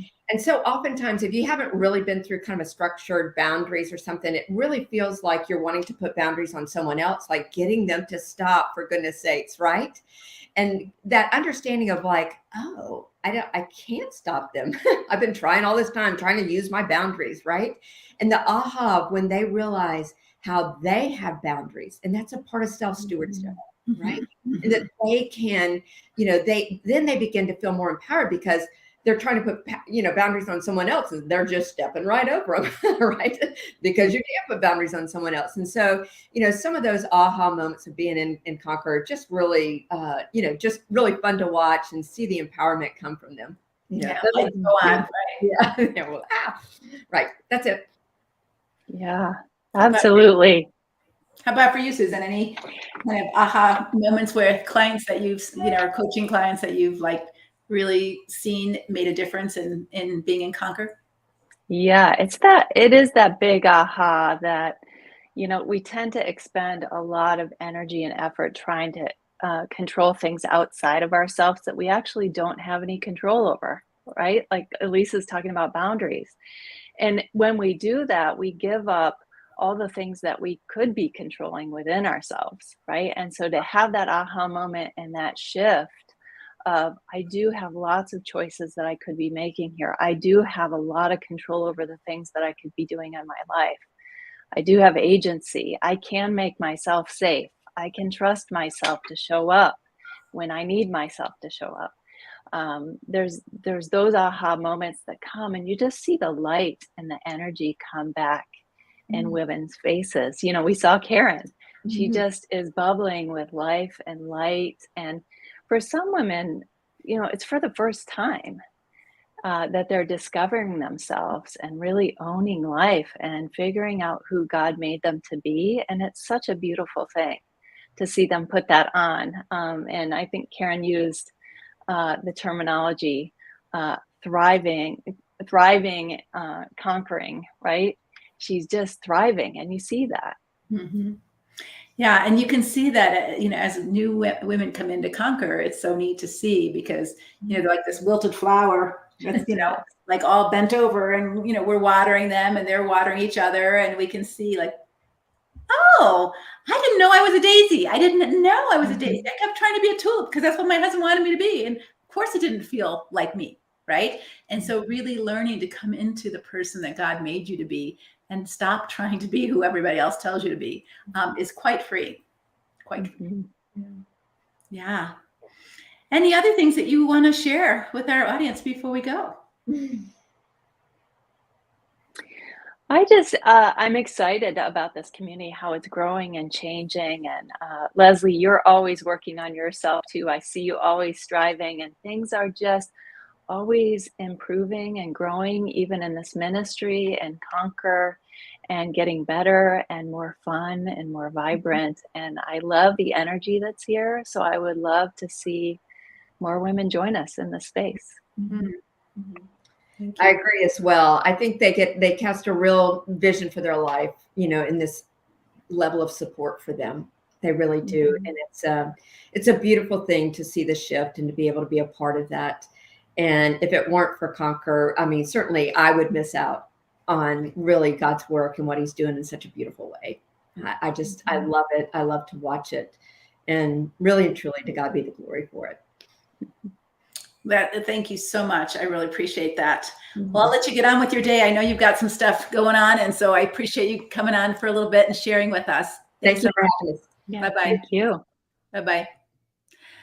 Oh, I love for you to meet my team, and we are improving, and we do want to hear from people who are members in Conquer, because we do want your feedback, like what's most important, what's most helpful, what's not working. For example, we got feedback this year that we did a movement challenge in January where we all, how you all feel like a couch potato after the holidays, and everybody, of course, makes New Year's resolutions. They're going to do something with exercise. So our whole Conquer group did it together, and every day we would do one thing, 5 minutes more, 1 minute more. So one time I said, I'm going to learn to do man's push-ups. And so January 1st, I did 1 push-up. January 2nd, I did 2 man's push-ups. And, I couldn't do them even in a row. I had to do one and then stop and then do the second one. But by the end of the month, I could do 30 push-ups, not all at once. I did 10, 10, 10. And I had to do it right in front of the video, in front of our Conquer sisters, so they could see I did it. And they did their challenge. And making these little small steps every day, 1 more push-up. Today I have to do 2. Tomorrow I have to do 3. By the end of the month, I was doing 30. And I built that strength day by day by day. And then we did the book of James this year as a group. We've done the book of Proverbs as a group. In Facebook, we have a prayer team and a prayer meeting every week. So if you have prayer requests, you can go. And this year we are going to have a Conquer conference. And it is going to be in November. Newbies are invited to attend as well. Only Conquer members can attend the conference. We have over 600 and something registered already. So it's going to be a big virtual conference. So you don't have to fly over here to Phoenix to attend. It's going to be virtual. So all of our internationals can attend. And our guest speaker is going to be Lisa Turkhurst, who has gone through her own destructive marriage and divorce at this time. I'm going to be speaking at Lisa's event next week. And then she's going to be speaking at our event. And at her event, so the reason I'm bringing this up, at her event, I'm going to be speaking from breakdown to breakthrough. From breakdown to breakthrough. So when you break down, it's a horrible feeling, but there's everything breaks down. A seed breaks down in order to become a plant. A caterpillar breaks down in order to become a butterfly. So when we break down, it's not the end of the story. And this is really important because Susan brought it up. What shifts the story from breakdown to breakthrough is your awareness that you have choices. You don't have to break down and stay broken. That is not God's process for breakdown. It's breakdown to breakthrough, to change, to transformation. And Karen exemplified that beautifully. And so now we're going to have another guest, Christina, who is going to share with us a little bit about her story. So let me pull her up. Hey, Christina. Hi, how are you? Can you hear me? I can hear you great. I'm so glad you're here. Wonderful. Thank you. It's a pleasure to be here. Thank you for having me. Christina, how long have you been Conquer? I think it was around February that I joined.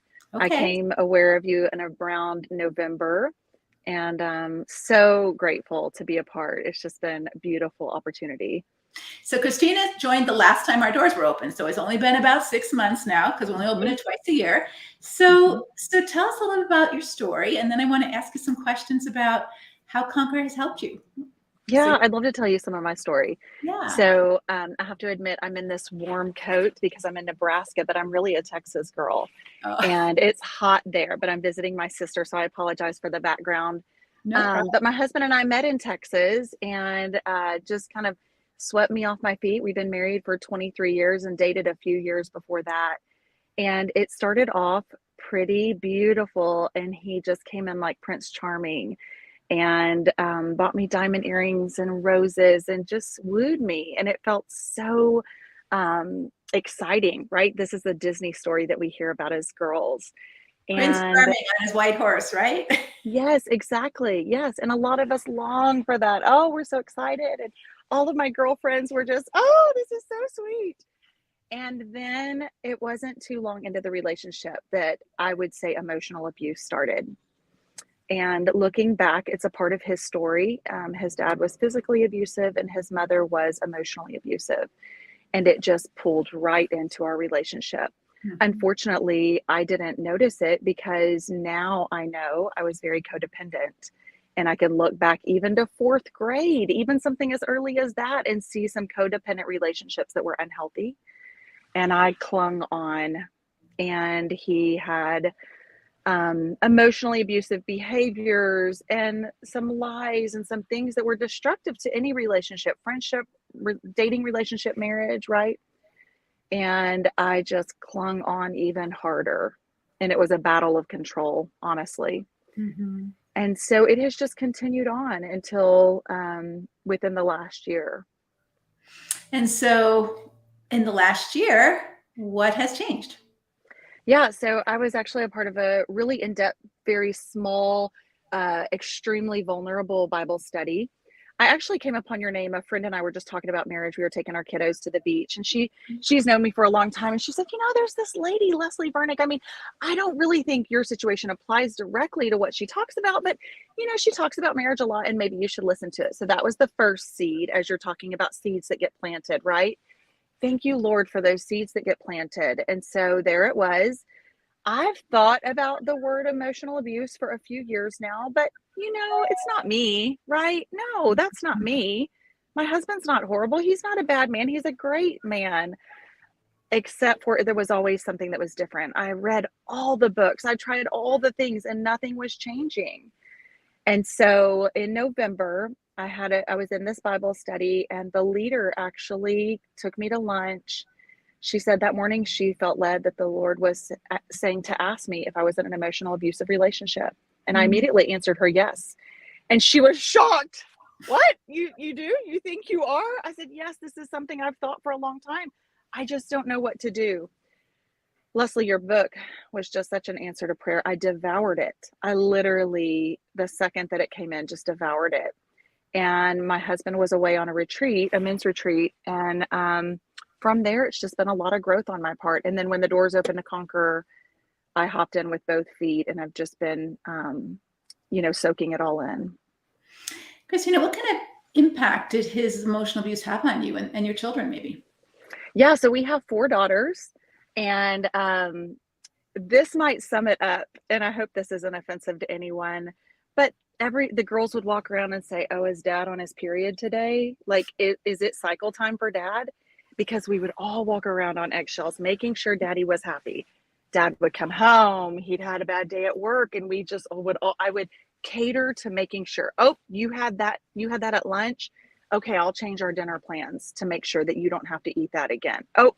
Oh yeah, he doesn't really like to eat that. Okay, let's change that. Oh, you just want to sit and watch TV this evening? I won't ask for anything, which is okay for one night, right? You need to rest, but a repetition of mutuality is what relationships are built on, and there wasn't that. Right. And so it really created the primary focus. Everybody was taking his temperature. Mm-hmm. Yes.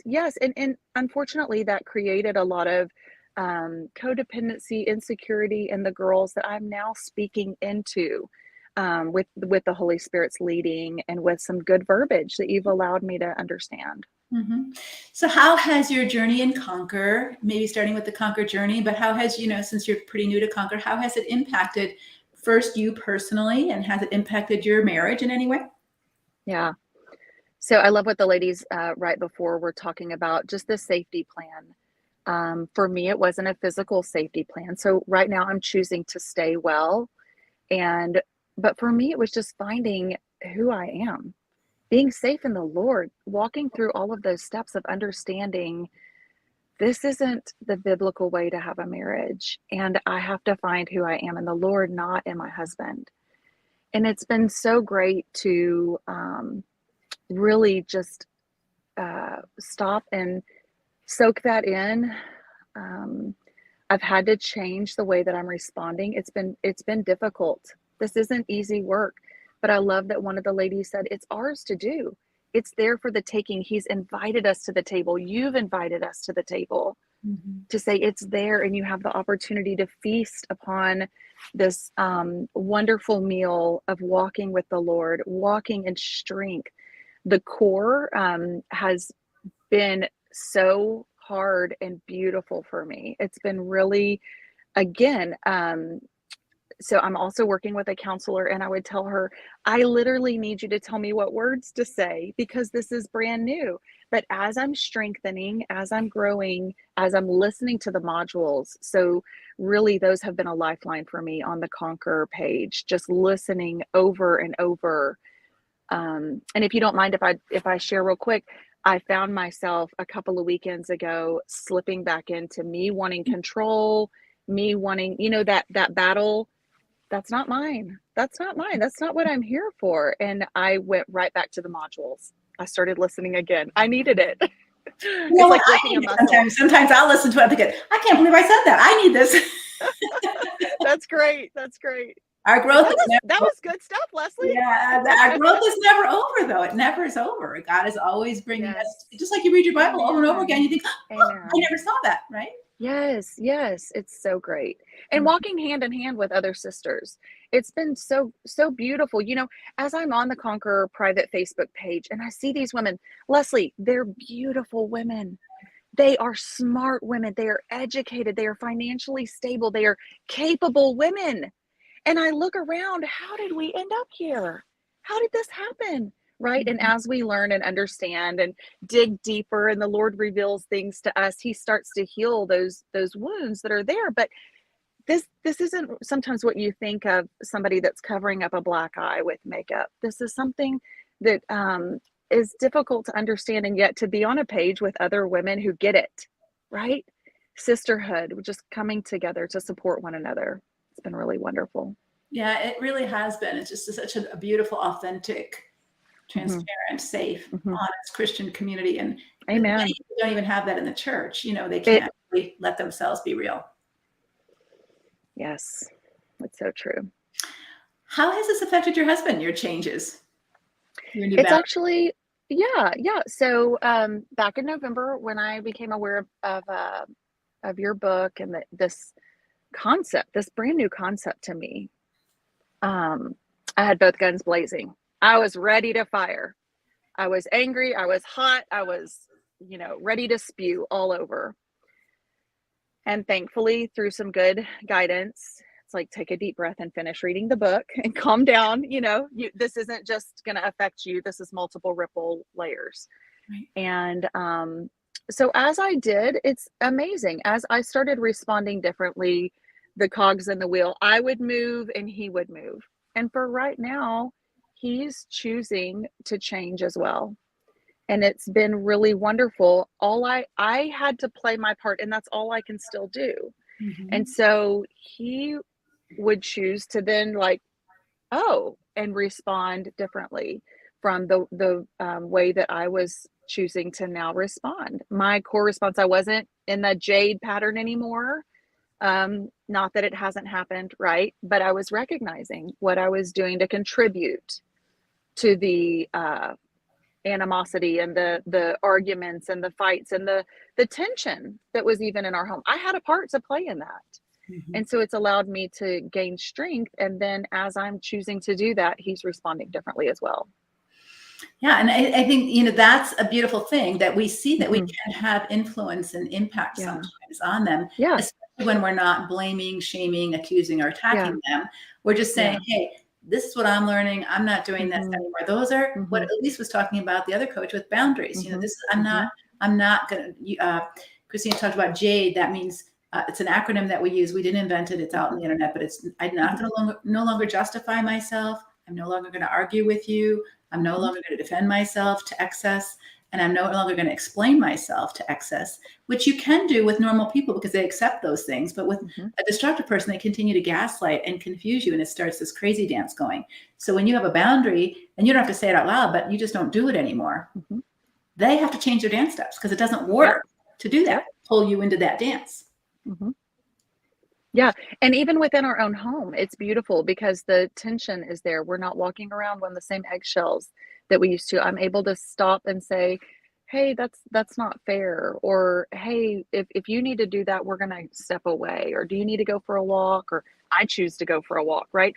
So I have 2 adult children and a couple of younger ones.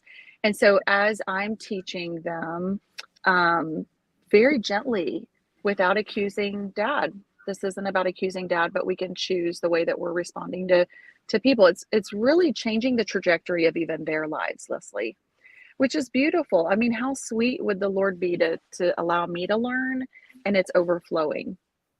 That's really good. I'm so happy to hear that. Yeah, because obviously that would always, everybody's wish would be that. And I think this is where, for the church to say, hey, if you keep your dysfunctional pattern up, that'll change him. It won't, by you being codependent or over enabling or over. It wasn't. Right. It wasn't.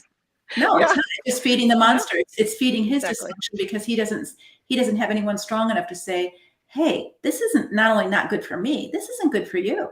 Yep. This isn't good for our family. Right. And so by you taking those steps to make some changes yourself without putting it on him as, you're the bad guy, I'm the good guy, you're the villain, I'm the victim. But hey, I'm going to grow and I'm going to do my own work before the Lord and grow up and be an adult. That may have been something that looked appealing to him in some ways. Mm-hmm. I think it was. When there's tension, in our situation at least, everybody knew it, including him. Mm-hmm. This is just a pattern that we created for a very long time. Mm-hmm. And so just like you talk about, you're dancing the same steps. Why not try a new dance move? Why are we doing the same thing and expecting a different result? And so it's amazing how when I changed my dance pattern, he had a choice, and we both still have a choice. Right. And so I don't know the future.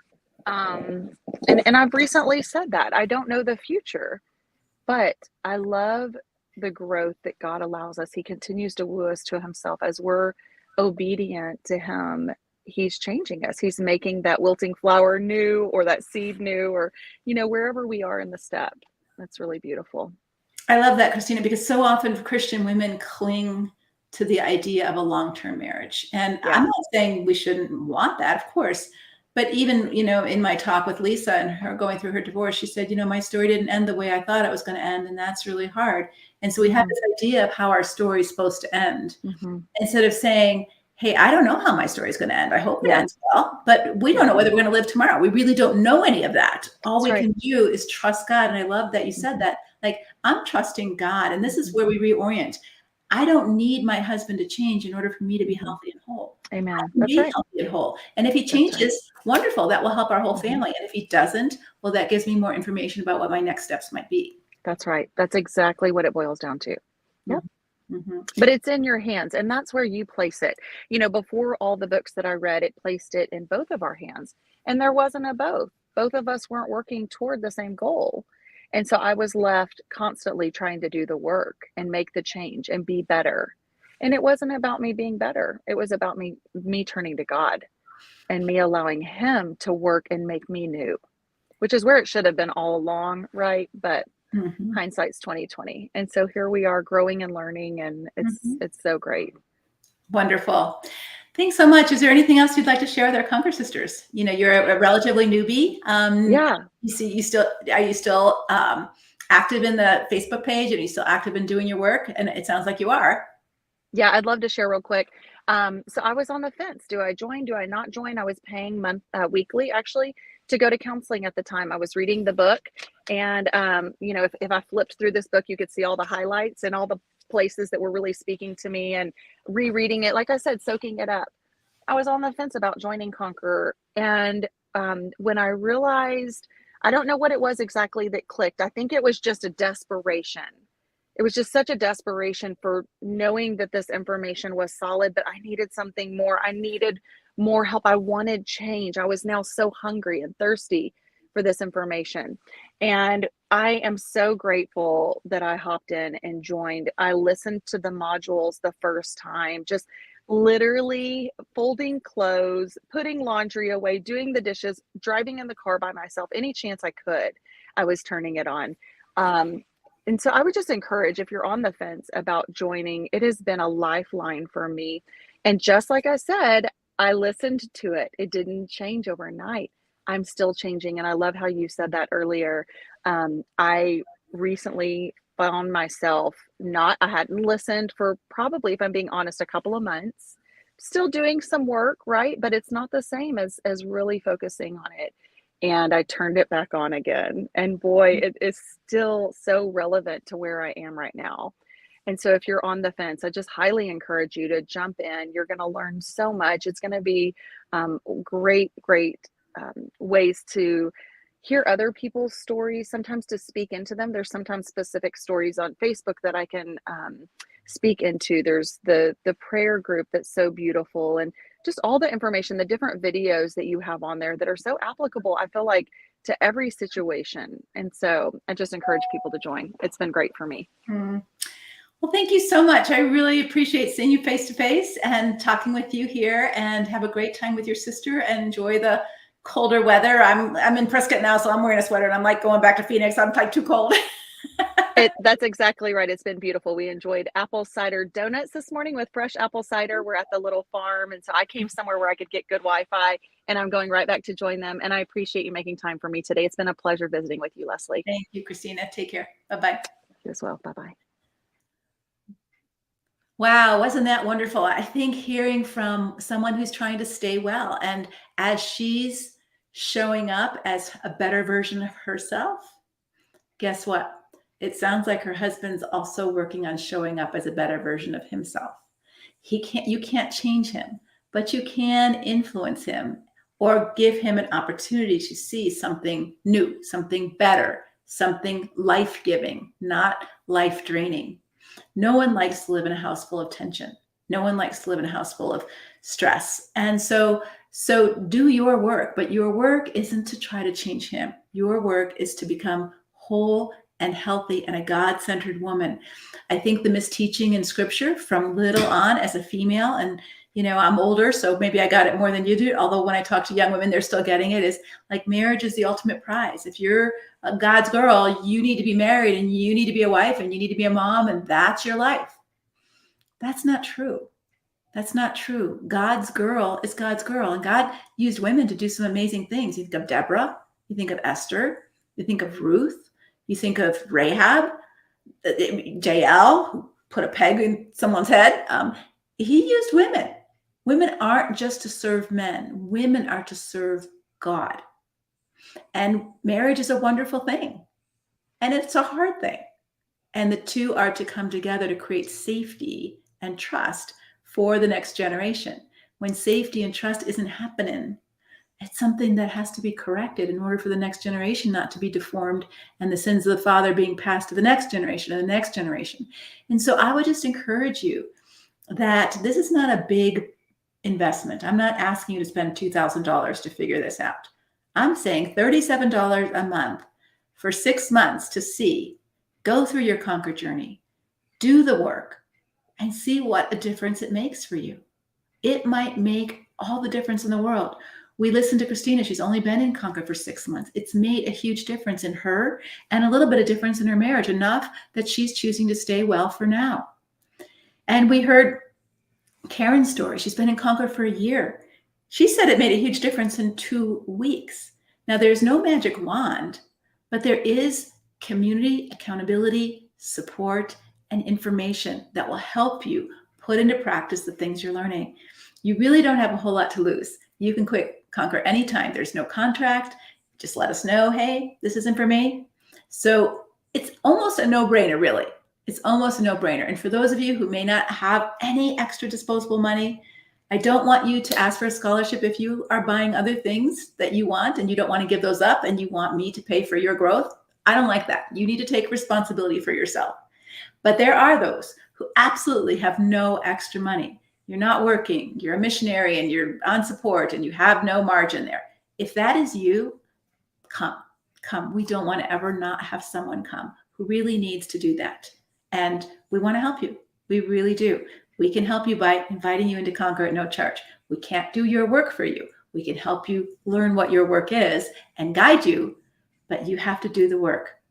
A really interesting example of this is I attended piano lessons with my daughter for 13 years. I heard everything she heard. But guess what? I don't play the piano like her. Why? Because I never put any of it into practice.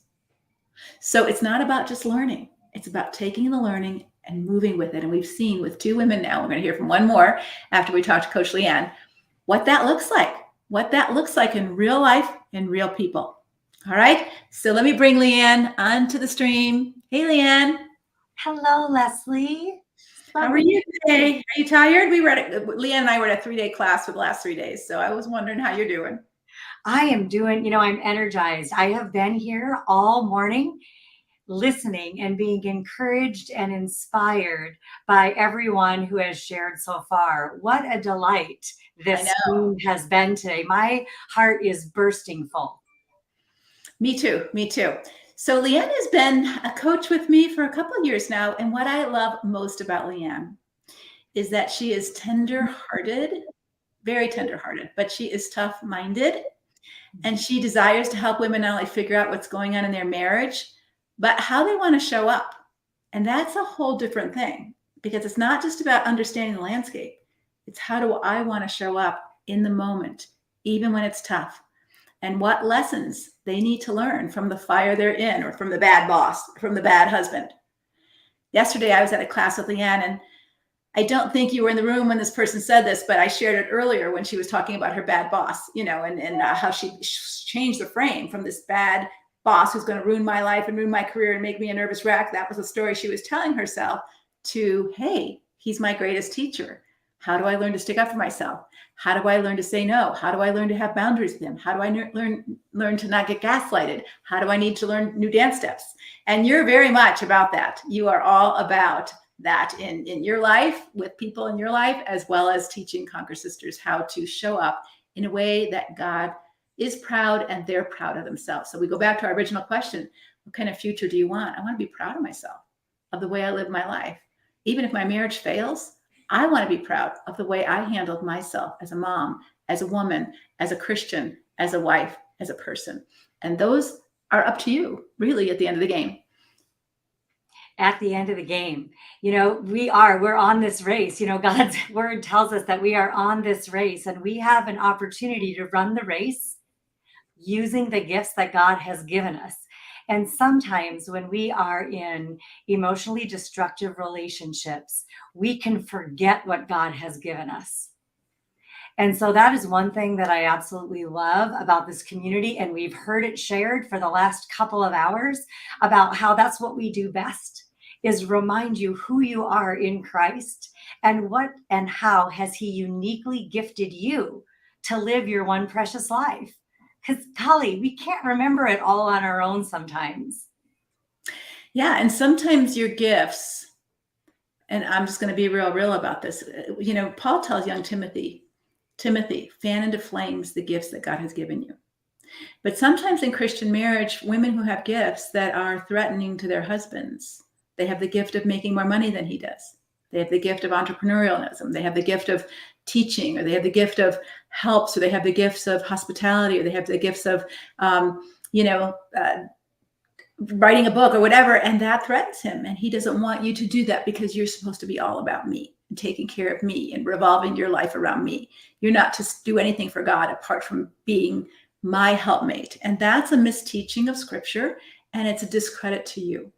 When you think about the Proverbs 31 woman, we get exhausted when we look at all she was doing, but really she and her husband had a very independent, each of them did their own thing. Each of them lived, had their own ministry. Each of them had their own money. Each of them had their own influence, and he greatly respected her. And, the Bible says that he trusted her to do him good, not harm, all the days of her life. She didn't just revolve her life around him. And so this is really a misteaching of the role of a wife and the role of a Christian woman.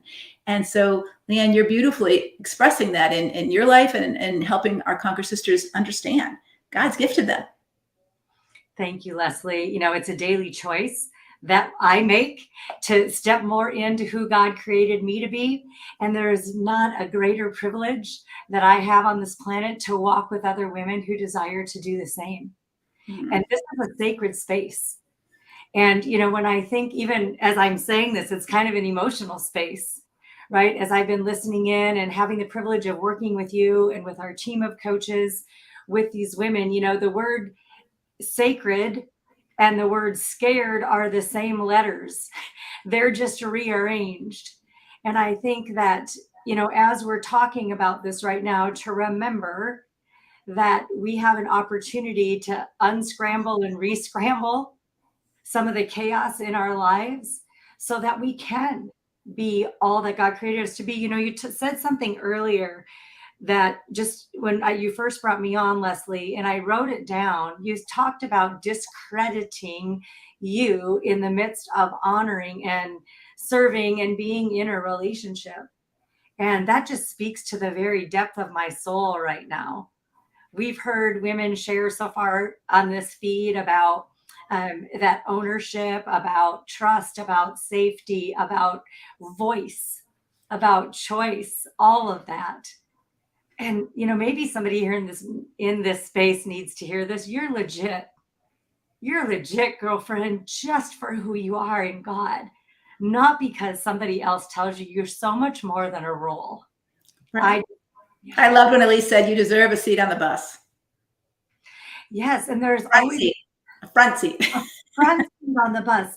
Yeah, so many of us as Christian women have taken a back seat in our relationships, a back seat in our work, and a back seat in our even church, dare we say? And so, anyway, yeah, we have a seat at the table, at our own table. Before the Lord. And I think I love the passage of scripture. If I could just share, this is one of my legit scriptures. One of you have a seat on the bus and on the table. It says, "For you formed me. You formed my inward parts, God. You knit me together in my mother's womb. I praise you. For I am fearfully and wonderfully made. Wonderful are your works. My soul knows it full well." That's Psalm 139, 13 and 14. The depth and breadth of Conquer, to me, is embodied in that passage, amongst many others. So what do you like most about Conquer? What do I like most about Conquer? Everything. I love the Conquer journey. I love the community in Conquer, the community of women who come together, confused and confident, insecure and inspired. The both and of Conquer is incredibly beautiful. Conquer has so many different flavors. So, I'm going to be really practical for a minute. One thing I love about Conquer is we get a notebook. We get a notebook with the materials that we can print out, right? Your generosity and your teaching and wisdom is poured into every letter in this book. Every video is taken with such care. There is so much excellence in the material, the community, the connection that we get to make here in Conquer with each other. That is one thing that I absolutely love. You and I talk a lot about this triangle, right, of community, content, and connection. And that's something that is second to none here in Conquer. I appreciate that. We've worked really hard at that. When we first started, we had pretty much content. We didn't have as much community connection because we were little and everybody was scared and all that. But over the years, it's become quite robust. And, we had a virtual conference 2 years ago. It was really fun. And we're going to do another one this year. And I'm sure it'll be really fun as well. And full of content and connection and applicable. We're going to go away with a tool belt on our hips with real tools on how to do it. Just like I gave you that tool today about here's your facts and what story are you creating, because the story you're creating is usually causing more emotional pain than the actual facts. And so I love that you brought that up. What is it about the work that the members do that most inspires you, Leanne? What are some of the aha moments or the wins that women have gotten that have just made you feel happy as a coach? Oh my goodness, there's so many. So, I love props. And so I was thinking of this question, and, I have this little dice here, right? And so when we get to pray together, I'm watching the prayers of the women increase and the trust that they have in the Lord at a whole new level. Mm-hmm. I think that the God-centered focus that we have, and remembering that we're God's girls first and that God loved us first. And so reconnecting them with their first love and watching that blossom is nourishment to my soul, right? Laugh. We laugh together. You and I laugh together. We, sometimes what we can't laugh at, we're going to cry at. And so sometimes some things are unfigureoutable and we just have to laugh about it. And I also find that releases a tremendous amount of stress when we can do that together. And we do that in our Conquer calls. We do that as we're doing implementation live with each other. And we encourage each other to experience more to life, even in the midst of hard, right? We learn to love. The women have learned to love themselves and to love God with so much depth and understanding about who it is that they are. So I'm going to pause there. There's, 6 sides to this dice, but I want to, just take a breath. And what else do you want to know about that? Because you know me, I could bubble up all about this. Yeah, I appreciate that. And, I think that, if we can answer questions about Conquer or about, our ministry, I mean, one of the things that I think is so refreshing for our women that they don't see often in the church today is that we're fellow travelers. So, for me to get on a Conquer call and not know how to do something, not know how to do all the tech, and I need other people to help me. So I've got a whole tech team because this ministry could never go forward without the team of tech. I have a whole team of coaches. I could never be enough to help all these women, and God knows that. And so he's brought other people alongside to take the ministry and improve it and make it even better.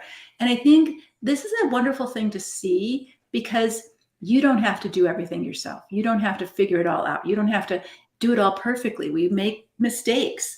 We do wrong things. We don't always know everything. And yet there's freedom in the ability to just be human and figure it out together and not know. We've put such pressure on ourselves to be perfect little Christian women who do it all right and have all the answers and never get upset and never, use a bad word. And it's just not reality. And so the more we can be honest with our struggles and our journey and our desires of our heart and the kind of life we want to live, and it's never going to be a perfect life, but can we live a beautiful life? And I think that's really important. I so appreciate that you just shared that. Yes, I echo. And that there's the believe you can live a beautiful life. You can. And, that's something that I really see in Conquer. Some of the fruit of the work that the women are doing is they're cultivating their identities and reclaiming their identities. And there's some accountability in that, we get to do this together. We're not doing it alone. The other thing is that I see them doing is they're leaning into resistance, Leslie, instead of running away from resistance. Mm-hmm. When we are in the midst of difficult relationships, we can run away. We can, I often say we can either be led by love or we can be pushed by fear. And that's another beautiful encouragement that I love to give our ladies, is to understand what it means to be led by love. I think the other thing that we do in Conquer, and how I see the women stepping up and loving on each other, is we remind each other, and they remind me about what is most important. Mm-hmm. What is most important here? And that is super helpful. What is my identity? Who am I in Christ? And putting him at the center of everything. And then, as you often say, you remind all of us, get comfortable with being uncomfortable. And even in the discomfort, in the dis-ease that we can experience in the midst of challenging relationships, there is a tremendous amount of courage and brave to be found. Mm-hmm. One of the things I love seeing on the feed, and this happens often with newbies who join Conquer, once they understand that they have a choice on how they run their side of the street. Right? So they may not change his side of the street, but once they realize, oh my gosh, I don't have to defend myself anymore. I don't have to convince him I'm right and he's wrong. I don't have to get him to put controls on the computer or get him to go to counseling. I don't have to do that. I just have to control my side of the street. So I want to show up in a way that I don't say 4-letter words to him. I don't want to raise my voice. I don't want to be beaten down. So I'm not going to stay so long. And it's so fun for me to read in the Conquer feed, I did it. He was doing what he always does. And I said, I don't think I can listen to this anymore. And so be able to exit those situations and take yourself out of that mix or not respond in an icky way. And nothing changed in the relationship, but everything changed inside of you when you saw your power to not be manipulated into degrading yourself. Leslie, I love that. And you and I just did this at the same time as you. We could have finished each other's sentences just now as you were sharing. And that's the one thing I also see in Conquer is our stories. There are so many commonalities and each has an individual thread as well. But one thing that I see is that we have an opportunity here to do this together, and it is to pause. I love how that has been a theme right today as well. We've talked about what would be different if we stopped constantly questioning ourselves because of everybody else's opinion about us. Mm-hmm. And I think that is another area of growth that I have had personally in my own life and the relationships that I navigate, as well as something that I've seen with our ladies. And it's powerful when we can let go of some of that self-doubt and stop the questioning and realize that not everybody likes chocolate ice cream. Like we're having a birthday party this weekend. My 2 grandkids are coming up. I said, so what kind of cake do you want to make? Or what kind of cake you want to buy? Vanilla with vanilla frosting. I'm like, what? Who doesn't? I want chocolate, but it's their birthday. Vanilla ice cream with vanilla frosting with vanilla cake. And I'm like, oh, like that wouldn't be something I would choose. That's something that they would choose. So this is where we have to kind of understand, not everybody likes the way you think. Just like you don't like the way everybody else thinks sometimes. Doesn't make them an evil person or a bad person. But can you live okay knowing that not everybody likes you if you're vanilla or if you're chocolate or if you're butter pecan?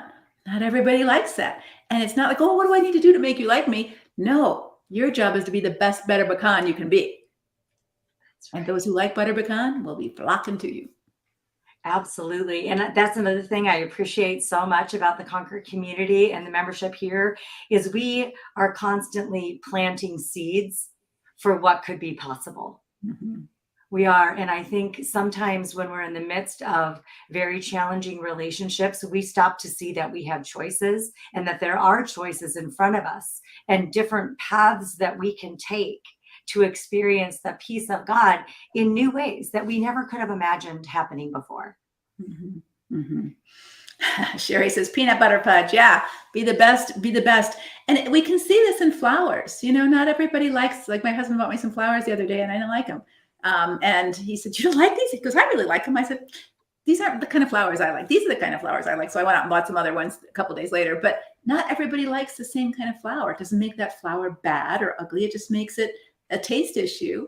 And so not everybody is the same. Some are introverts, some are extroverts, some are, you know, thoughtful, some are, you know, funny. And don't we always like say, oh, what's wrong with me that I'm not like her? Nothing.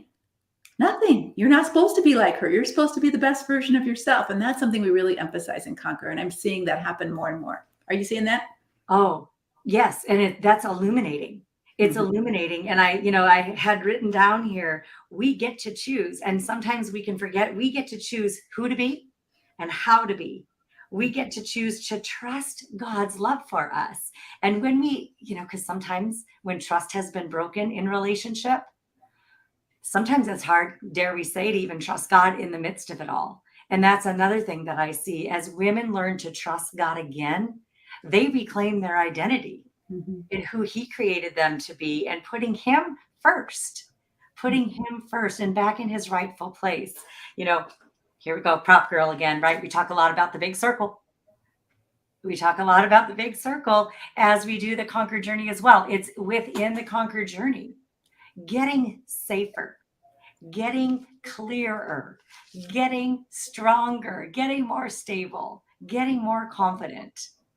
Those are the steps that we can do. We can't control another person and we can't make them do their work. As you have often said, no one is going to shift or change unless they want to. It doesn't matter how many prayers we pray, how many hours we spend on our knees, the words that we say to try and convince them. If they don't want to, they're not going to. Yeah. Even God doesn't change someone who doesn't want to. So keep praying for them because God will put things in their life that invite them to change. But whether or not they choose to take that up, just like God's putting this in your life right now, you're here for a reason. You've stayed this long for a reason. And if you're not a Conquer member, you need to really think about that. God has brought you here for a reason. He's putting something in front of your life that could be a change agent for you, that could really help you grow.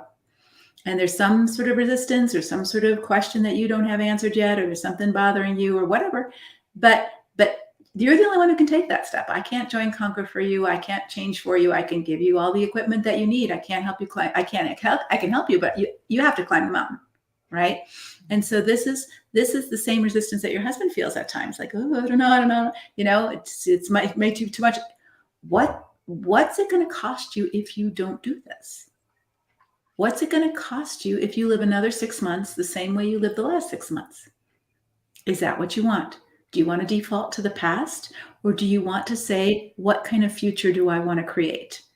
And so that's a really important question, because we have one more guest that we want to share with you from Conquer, who's lived through this and taken her Conquer journey and some. And so, Leanne, I'm going to say goodbye, and I'm going to invite Lorraine on so that she can share with us her experience. Okay, thanks so much. Thank you for having me, Leslie. God bless. Take care. Bye-bye. All right. Lorraine, hi, welcome. Hi, how are you? Good. I'm so glad you're here. Oh, awesome. I'm glad to be here. Thank you. So we've been just so inspired by our other two Conquer women who have shared from the heart. But tell us a little bit about the man you married, and what was that like for you? You've been married 20 years, right? Yes, married 20 years. He's 20 years older than me, which at the time, I think I really liked the fact that he was a little bit more mature, in the sense that the people around my age were not. Discovered over the time that the maturity was more like his controlling issues and stuff. Like, it was more like a camouflage thing. But we have 8 children, which I love. My oldest just turned 21, so that's really cool to celebrate. But yeah, my husband was married twice before, and he told me that both his wives had cheated on him, and I just took him at face value. I really believed, I believed in believing the best in people and looking for the best in people, so I didn't often question what people said. I just took them at their word. So I took him at his word, and have discovered since then that there was probably other reasons why he divorced, why the women probably cheated on him. Yeah. One of the things I think is really important for me just to emphasize, Lorraine, for everybody, is some of our greatest strengths. Like, I believe I trust people easy. I believe the best of people can also become a weakness at times when we don't have that other side of discernment, and just, this is my strength. Just like I'm a leader, and my weakness might be I'm pretty bossy at times, whatever our strength might be, it has a little dark side that we've got to be careful with. Right. No, I agree with that. So what was your marriage like? What were you mentioned in our recap that there were some anger issues. What was that like for you? He was very explosive, but usually, since being in Conquer, I've learned about the crazy cycle. I knew that he was on a cycle. It was like every couple of weeks he would just explode, and then he would talk. Like, so for a couple of weeks he would build, and then explode, and I wouldn't know what he was exploding about until we talked. And that wasn't fun or cool. Like, I had a lot of little kids in a short period of time, and it was always crazy in the home anyway, because I had babies and diapers and toddlers. So I just never knew when he was going to blow up in that period of time, or what would set him off. And it could be something as simple as the toys weren't picked up for the day, or the kids were extra crying or whatever. I wasn't sitting down and spending time with him. That was a big thing for him. I had to sit down and spend time with him every night. And part of it I appreciated, because as a husband and wife, you're supposed to connect, but it was just the fact that he wasn't happy if we didn't do that. And even at one point he had told me, he had sat on a couch and said, it was 7:00. He's like, I'm done for the night. I'm like, yo, no, we need to work together on this. Like, we have a lot of little kids. But he really felt like he could just sit and do nothing at a certain point of the day. And, so it created a lot of stress for me to do a lot of stuff early in the day. So we had a lot of times where he would just explode, and I was walking on eggshells. And I remember having a couple conversations with him, like, I really shouldn't have to walk on eggshells with you. And he would agree with me, but then he would fall back into his old behaviors pretty quickly. You mentioned an episode of him hurting your animal, a cat. Yeah, we had a cat. He had a cat before I met him. It was pretty much a kitten, but he had gotten angry and either threw or hit the cat, so it went across the room. And that was pretty scary, because I know, that's pretty much a red flag for that, somebody who can be abusive or whatever in that circumstance. And even that, like, when things like that would happen, I wasn't necessarily quiet about it, but if I spoke up, he of course would get angry. So it was, it presented a conflict. So we didn't. So we as had long as you danced around him, he yeah. did what he wanted to do. But if you started to have boundaries or create challenges, he would be angrier then. Oh yeah, if I had an opinion, I was taking somebody else's side or whatever. It was never just me bringing a perspective. He always either took it personally or turned it around on me. So yeah. And there were some issues sexually as well in your marriage. What were those about? So that was something I just really became more aware of over the last several months. He's a very sexual person. In the Bible, it tells about how your body is your husband's body is yours. So I was never really clear on the boundary of if I said no, I didn't like something. As simple as like he would grope me a lot in the kitchen, like little goosings, whatever. But then he would do them even if I said no. He would become a little bit more demanding with them if I said no. He would think it was funny. He'd walk away and come back and do it again, and in front of the kids a lot. And I was like, it's okay to be affectionate, but like I said no. He really didn't respect that boundary. He didn't necessarily get angry about it. He would just like laugh about it and come back and just reassert himself again. It's like, no, that's not okay. And there were times like in the bedroom where he would withhold stuff that I knew that he knew would please me because I wouldn't do things that he wanted to do. And I knew that wasn't right. I just didn't know what to call it. Right. Now I look back and I'm like, no, that's supposed to be another area where we show each other mutual respect and care, So, and he was all about him. It was always about him. So one of the things that we're noticing across these phone calls, and even, we notice one of the things that we would call a marriage being destructive is when it's pretty much you're the object of to meet his needs. And I've often used the illustration of my cell phone, that this cell phone I do love. It's great as long as it does everything I want, when I want it, and how I need it to be. And if it doesn't do that, then I will get rid of it and find another cell phone. So I love it as an object. It doesn't have any inherent worth in and of itself. Right. And it took me a while to recognize that. That was one of the things I really got out of the Conquer journey, was recognizing just how little he valued me as a person. So, and being able to establish boundaries with him that says, hey, no, you really do need to show me some respect and some value because this isn't okay. So how did you find out about Conquer and when did you join? I was on Facebook. And actually, I'd found another little video from somebody else that was describing my marriage. And I was like, wow, that sounds like my marriage. And then I came across one of your advertisements for the 4 things women believe. And I watched that, and I kept watching all your videos with that. And I was like, wow, that's my marriage. That's my husband. Like this, I am in an abusive relationship. This is like not cool. So I watched a lot of videos. And when the Conquer group opened up, I joined. And how long ago was that? It'll be a year. Actually, I'm due to renew. Okay. And so what are some of the ways you've grown? Well, I've learned to establish better and healthier boundaries. I learned how to use Jade, the don't justify, argue, defend, or explain.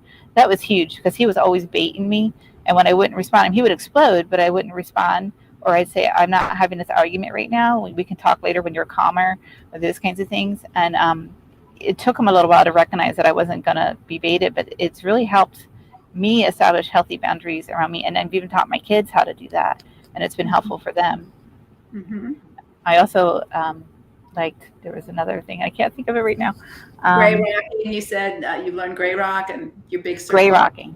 I learned gray rocking before I knew what it was. So I was like, and I saw on the support group, I'm like, oh, gray rocking, that's what I'm doing. Because I had to emotionally detach from him so that I could refine me and reestablish my healthy emotional boundaries.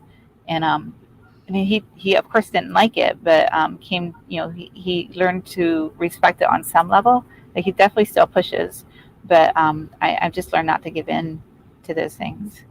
And the big circle, I was just starting to learn about that too, like having my group of people that I can go to, that I can trust. Because I've also discovered, I think there's a term called flying monkeys. Like I discovered that some of my friends are that, and I'm like, wow, like I've had friendships for over 30 years, and all of a sudden we're not friends anymore.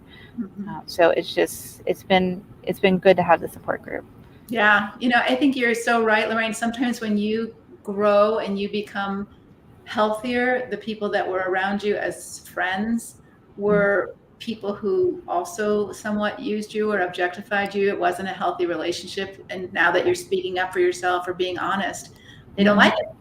No, or they're choosing sides, which isn't okay either. So just learning how to say, hey, you know what, I'm not going to talk about that right now because, you're in the middle. I don't want you in the middle. and being able to pull away and say, you know what, this friendship hasn't really been that great, and I'm okay with stepping away from it now. Yeah. And so how do you feel you've felt, it sounds like you've gotten some tools, gray rock, jade, your big circle, you set some boundaries. How are you feeling about you inside? Oh, I feel so much better about me inside. I've since started working 2 part-time jobs, which has been great. My husband is not great about the idea of me working. I had asked, I don't know if I asked permission, but I had put out the idea of babysitting when my older kids were younger. And he's like, no, I don't want to have the responsibility of other people's kids. So anything I wanted to do, it was kind of squashed. So now I'm like earning a little bit of my own income, which of course I'm using to help protect for my kids and I for future use for protecting us in case we need to leave in an emergency or whatnot. But I'm figuring out who I am, like all these skill sets that I have, and I'm seeing them out there. And other people are like, you're really good at this, you're really good at that, and I can see it more, which is great. So you're growing in your confidence as a person, and if you should have to leave, you would be able to support yourself and those kind of things. Yes, absolutely. I think that's so important for those who are listening. I mean, for a woman, especially a Christian woman, I remember my daughter saying, "Oh, I want to be his wife and mom when I grow up." Like that's her career. And I'd say that can't be your career. That certainly can be your calling, but it can't be your career, because what happens if your husband falls over dead? You've got to be able to support those kids, and that's part of being an adult. So I think part of what we talk about in Conquer is how do you prepare if something would happen? What would you do? Whether he cheats on you and leaves, or you leave, or he becomes worse and you can't do it anymore, you have to take this time to prepare yourself. So you've been working 2 part-time jobs with 8 kids. That's pretty amazing. Yeah. Thankfully, my older kids, I have a lot of teens, so they helped out a lot. So that's great. And how is your husband responding to the changes in you? Oh, he got really jealous because I was volunteered at my kids' karate school, and he got really jealous of the instructor and was blaming all the changes because I lost weight, got my hair done because it was COVID. We couldn't get our hair done, and I finally got my hair done. And he's like, "Oh, it's because of it." I'm like, this is actually because of me. Like, I really enjoy me. So as I've grown with working and growing in confidence, he actually could not give me the credit for that. Because, I, for whatever reason on his part, I can't really surmise, but he couldn't give me the credit for that. Like, he couldn't see the value of the fact that I was a person who was doing better for herself, and that my being better for myself would be better for the family. And he couldn't see that. I think he's starting to come around a little bit to that, but it's more of, I'm not sure, because he's a Dr. Jekyll, Mr. Hyde kind of person with me. So I never know what to believe when he says stuff. So now that you've kind of grown a little bit, how do you stay safe emotionally?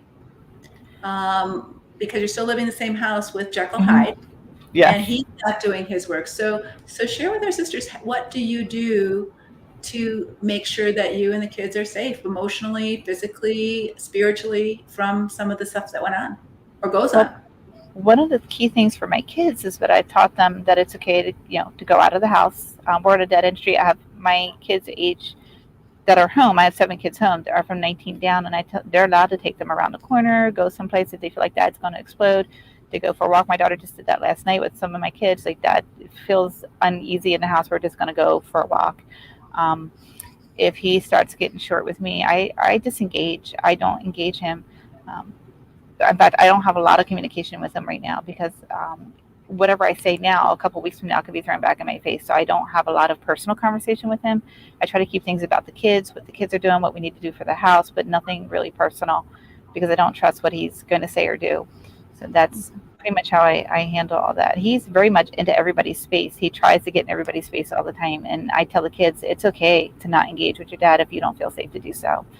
And I also tell them, though, that if he's having a good day, it's okay to enjoy him during that good day. But they to know the difference.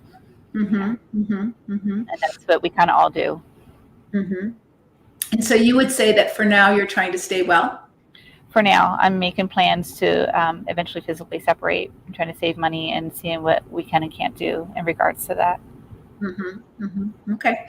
So I love that you're right in the process of all this, Lorraine, because I think so many women think, oh, it has to change right away. And you a year ago, you probably couldn't have separated had you not taken these steps. So you've taken these steps that have helped build your inner core strength of saying, wow, I'm not as stupid as I thought I was. My employer thinks I'm pretty, and I know I'm able because I see what I can do. And now that I'm doing it, I manage 8 kids. I also go to work part-time. I do this, and I manage all this pretty well. I'm a valuable employee. I can offer more. I can do all of these things, and I don't have to let what he says be my story. It might be his story, but it doesn't have to be my story. Right. No, I agree with that. A year ago, I was like, oh, I separated from him because I had put boundaries on his, he was giving me gifts and notes and trying to make up for things. And I said, what I want from you is value and respect. And when I said that to him and I put boundaries on the gifts and the notes, he came back to me with, well, maybe we shouldn't be together anymore. And I said, well, that would hurt you and the kids. And he backpedaled a bit. But at that point is when we separated, because if he couldn't value the fact that I wanted to be valued, if he couldn't honor that, then we separated. But I really had this naive concept that, oh, he's going to change. He's going to be like 3 to 6 months. It's going to be great. And literally almost at the 3-month mark, he started exploding all over the place. And I'm like, oh, well, maybe not, So then I was doing more work on, okay, by then I had my 2 part-time jobs and I was feeling really good about that. But I was like, what, I really need to do more on what I need to work on and not looking to what he's working on. Mm-hmm. So does he still think that you may be separating, or is he thinking that we're back together? He has some health issues right now. So at this point, I think he's really fixated on that. Okay. He's going to be going for some pretty serious surgery soon. He back and forth over the year, he keeps saying we're not separated because we're not in separate houses, but didn't acknowledge we are. He really has a hard time acknowledging the fact that I'm saying we're separated. So sometimes he's like, yeah, we are. And then sometimes he says we're not. So I really don't know any given time what he's thinking. I just know that I have to keep in my boundary, keep telling him, no, we're separated. So you're living separate in the house. You're not really trying to stay well as a marriage. You're living separate in the same house. Yes, I sleep on the couch. He has the living room, and I sleep on the couch because he's a truck driver. He's up super early, goes to bed early. And since we have teens, I'm the one who can stay up late with them. So I thought it's better, instead of him yelling at the kids for being up and then disturbing him, it's better if he's in his own room. Okay. So I have my own space, and I pretty much do my own thing. Mm-hmm. Yeah. Mm-hmm. So what would you say is the biggest gift that Conquer has given you? Myself, my value in myself, my confidence in my self-worth has grown so much. I didn't see myself the same way I did a year ago, and I put too much worth and value into what people thought, and I really value more what the Lord thinks of me, and that's super important. Mm-hmm. I love that you said that, because I think that so often from one of the saddest counseling sessions I ever had with a couple when I was doing counseling back in the day was a man who was, just indifferent to his wife. And, he was in the counseling session saying, I don't want to be married anymore. I don't love you anymore. I want out, and she was her whole self was so wrapped up in him loving her that she basically begged him in the office, please don't leave me. Please love me. And I'm like, this is the saddest thing I've ever seen, because she couldn't value herself enough to say, if you don't value me and want me, I will value me. I will value, right? Instead, she was still begging him to value her. And I thought that was really sad. And so it really profoundly impacted the way I constructed Conquer, because I really want women to know you are valuable. Even if people didn't value Jesus and he was valuable, not everyone's going to value you. It doesn't define you, and don't let it. And so it just touches my heart so much, Lorraine, that if there was one big takeaway from Conquer you got from it so far, is that I have value, and it's okay for me to value me, even if he doesn't. Right. Even if he doesn't. And Thank that you. affects everything, doesn't it? Affects how you show up. It affects your work. It affects your parenting. It affects everything. It does.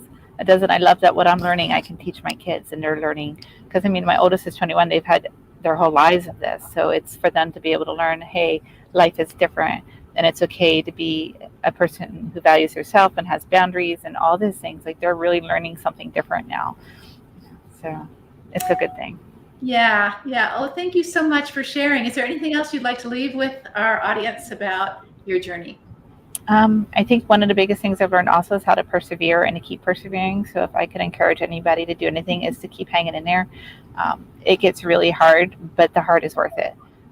It's really worth it to process through it and to be standing where God has you in the end. So And I'm not even at the end yet, but just to keep persevering until we get there. Mm-hmm. Yeah, and I bet you mentioned something in your notes about the community Facebook group and all that, because it's very easy to like lose your way a little bit and feel discouraged or have moments. And so to be able to hop on the Facebook group and say, I'm having a bad day, I need prayer, or who else is having a bad day, we can commiserate together, or hey, I need some cheering up, or whatever it might be. There is that pretty much night and day, because people are from all over the world. And so I think that's so special that you don't have to do this alone, and you don't have to do it perfectly, and there are other sisters along the same journey. So to be able to connect with that. Yeah, and to get the feedback, not only the encouragement, but like the practical feedback is helpful too. Mm-hmm. Yeah, we just had for example, I don't know if you saw it yet, but we had a Conquer video from one of our Conquer sisters who figured out how to make money working at home, doing all kinds of internet stuff. And so she could be home with her littles and, make, not enough to support herself entirely, but enough to gap the difference between what her child support was and what she would need in order to her not have to go put her kids in daycare and then lose money. So it's just kind of a neat, interview where we're trying to help practically too. We've had lawyers on there, other kinds of things, practical information that you might need to know. Yeah, that's been really hugely helpful. Yeah, good. Well, thanks so much, Lorraine. I really enjoyed seeing you and meeting you. And I'm so glad you're in Conquer, and I'm proud of you, of the work you've done. And I just love that you are beginning to see, we learned that song as children, this little light of mine, I'm going to let it shine. And you're shining. I see you shining. And I love that. I love seeing that. Thank you. Well, thank you for having me. I appreciate it. You're so welcome. I'll let you go. All right, take care. Bye-bye. Bye-bye.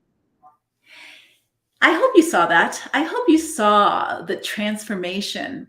I was a counselor. I worked for years as a counselor. I don't disparage counseling, but counseling is more about healing the past.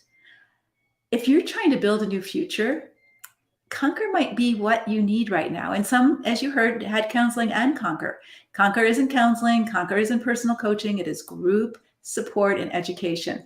But it is lovely. And you do get to know people. And there is plenty of opportunities for you to find a niche where that's really going to be important for you. And next year, we're going to be developing some greater support places where if you're staying well, you can meet other women who are staying well in Conquer. If you're trying to get divorced or separated, you can meet other women who are in that place. Or if you've got grown kids who don't speak to you anymore because of getting divorced, we have places for those women to meet, because there are a little bit of a different niche sometimes within the Conquer group of current needs. Like, I would love to talk to somebody who's got this issue, or I would love to talk to somebody who's got this issue. So that's kind of our plan for next year. But that probably won't get rolled out till January. But this is October, and it's time to think about how you want 2023 to be. Remember, we talked about what's your future going to be like, that your current life isn't determined, or your future life isn't determined by your past, but by the decisions you make going forward, making or creating the kind of future you want. So I'm going to close by answering some of your questions. I'm going to get to that through my computer, if I can get it to go on again. It went to sleep as we were all busy. And I'd like to know if there's a reason why you haven't joined Conquer, but you sort of know you need to. If there's a question I can answer that would help you get off the fence, I would be honored to be able to do that for you, so that you could make a decision today, because our doors are closing tonight and we will not open again until the spring. So we just take this time now to love on our new people, get them acclimated to our organization, help them figure all the tech out to get on board and be a part of our group, and we get to know them and they get to know us. And it's just too cumbersome to keep inviting new people. So we open it up twice a year for the large group of people who come in, and then we close it so that we can take all of our energy and all of our staff and all of our Facebook time that we've been spending inviting you to come into Conquer, and now we're going to put it into the group to help them to get what they need right away. So let me just see if I have some questions here that I might be able to answer for you. Let's see.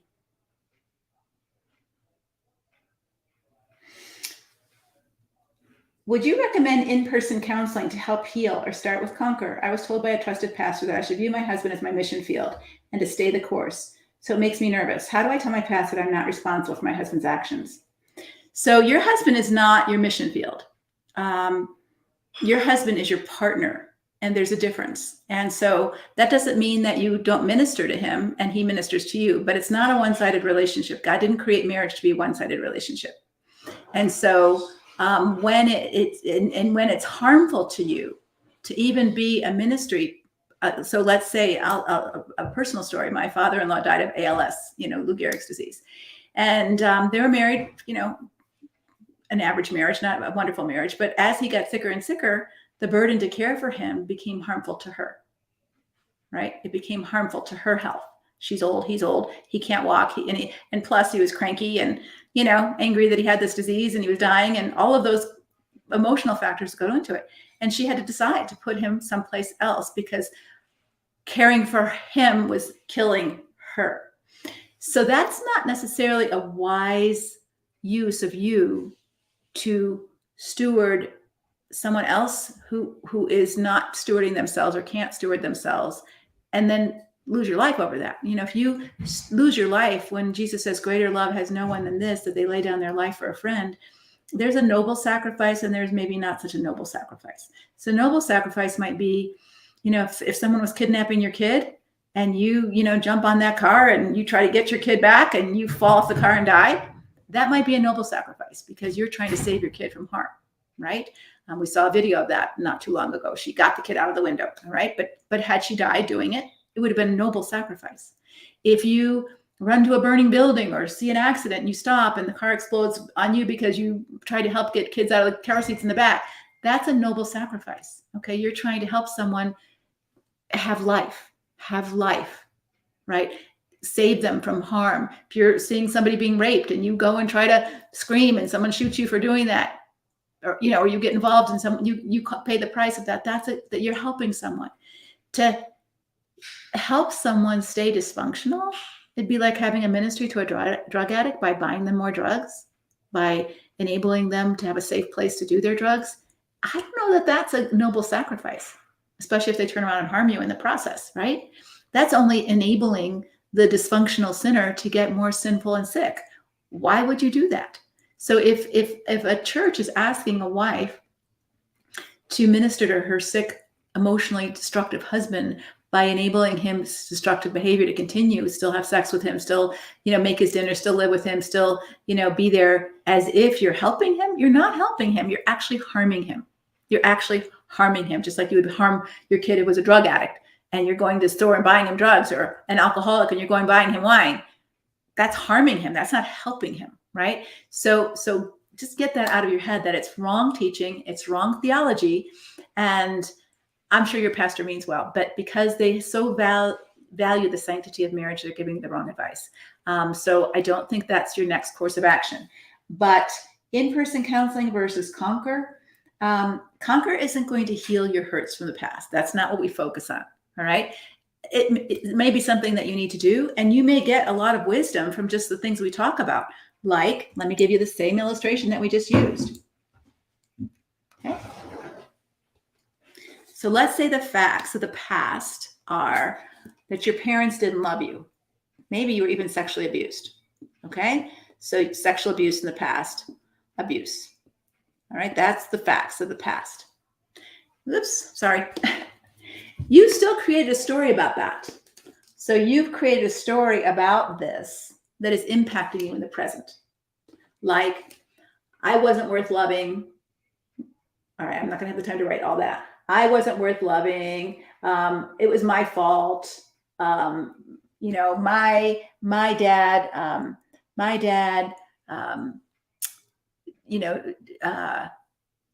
said it was my fault. I must have been doing something that was, tempting him in a way that I shouldn't have been tempting him.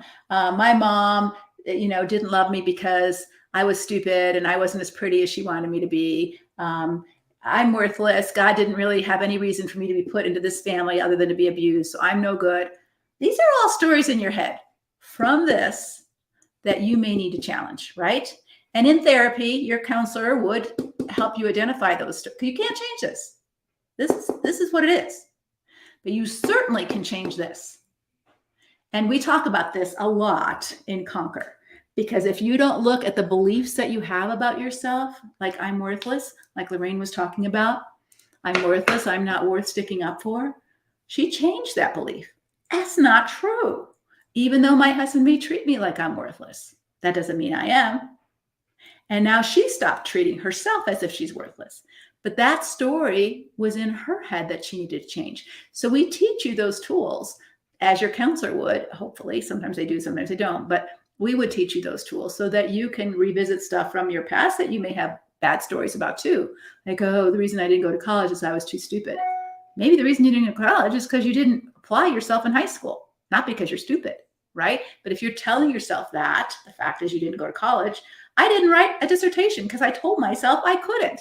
That wasn't true. Obviously, I can write. I didn't take any more college after that. And 20 years later, I've written 7 books. All right. So I told myself a story because I was insecure about my writing and no one affirmed my writing. Those were the facts. But I told myself a story about those facts that wasn't quite true. So I would encourage you, if you're in a destructive marriage now, join Conquer. If you need extra help, you can hire a coach, you can hire a counselor, you can join some of our other more intensive groups so you can get more additional personal help. But I would say if you're in a destructive relationship or getting out of one, join Conquer. That would be your first small step forward. All right. How do I communicate with my husband and others who think I'm wrong without crying? When I try to communicate, I tend to stumble and sound pretty crazy. Will Conquer help me get control of my emotions? Yeah, Conquer will help you identify your emotions, and maybe you need to cry. You just don't want to cry in front of them. So you need to cry it out. Just cry it out. And so whenever I've had tough conversations to have with people, and I share this on the Facebook Live, that I knew I was going to cry because it was still so tender. Even when I had to give my stepmom's eulogy last year, I didn't want to cry. I didn't want to cry on the podium while I'm saying wonderful things about her because I'm proud and I didn't want to make a fool of myself. I didn't want my makeup to run. Those are human reasons. And also I didn't want to, because I cry like a boo-hoo cry. It's not like the tears are just coming. I didn't want to stumble over my words. I wanted to honor her in that moment. So I just had to cry it out as I was practicing over and over and over again, so that you almost become a little bit more conditioned to hearing what you have to say, and then you don't trigger your emotions as much. I have chronic post-traumatic stress from the emotional abuse in my marriage. No, we won't work on that. That doesn't mean we won't identify that. But what we will say is that we will say that you need some help. If you're constantly being triggered or going into frozen mode, there are plenty of competent trauma therapists. We don't do trauma therapy. We do trauma-informed coaching for sure. But if you need, specific EMDR or trauma therapy, those kind of things, we couldn't possibly hire people to do that for $37 a month, first of all. And second of all, we can't do that online. We don't meet people personally. So that would be irresponsible and unethical for us to do that. So no, we can't. What we can do is we can give you the tools and the skills that a lot of trauma therapists would give you, but we won't do the actual trauma healing. Okay. Let me see if there's any other questions.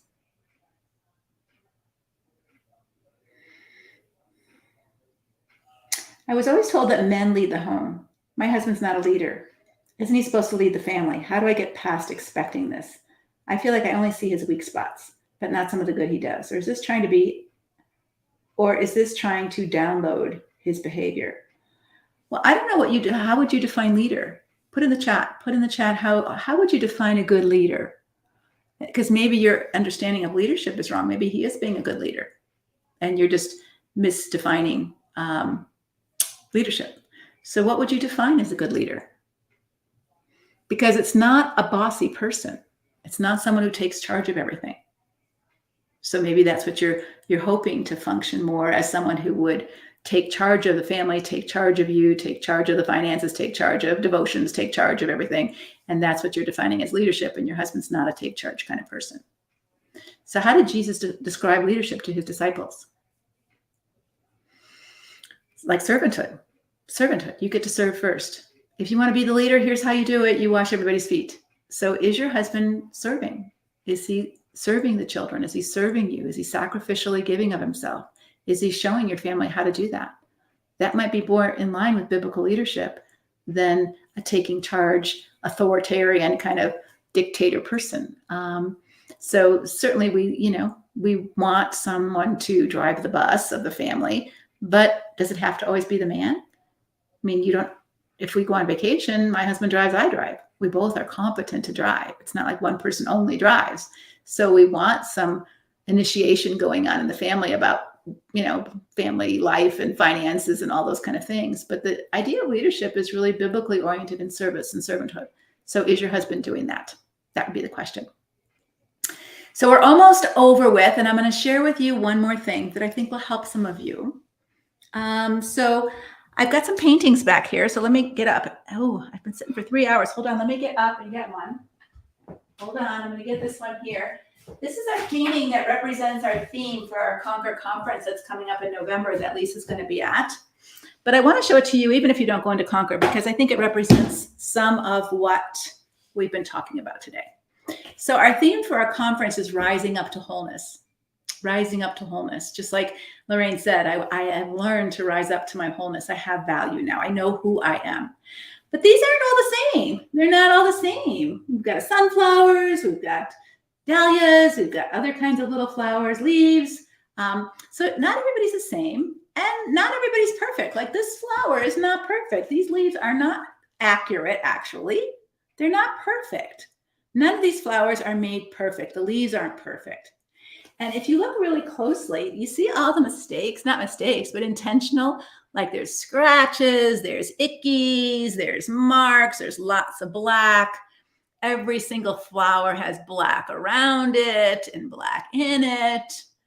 This is life, ladies. Life is full of scratches. Life is full of boo-boos. Life is full of breakdowns. Life is full of black and misshapen flowers and all of the above. There is no perfect. It's okay. But you can still be beautiful. You can still be whole.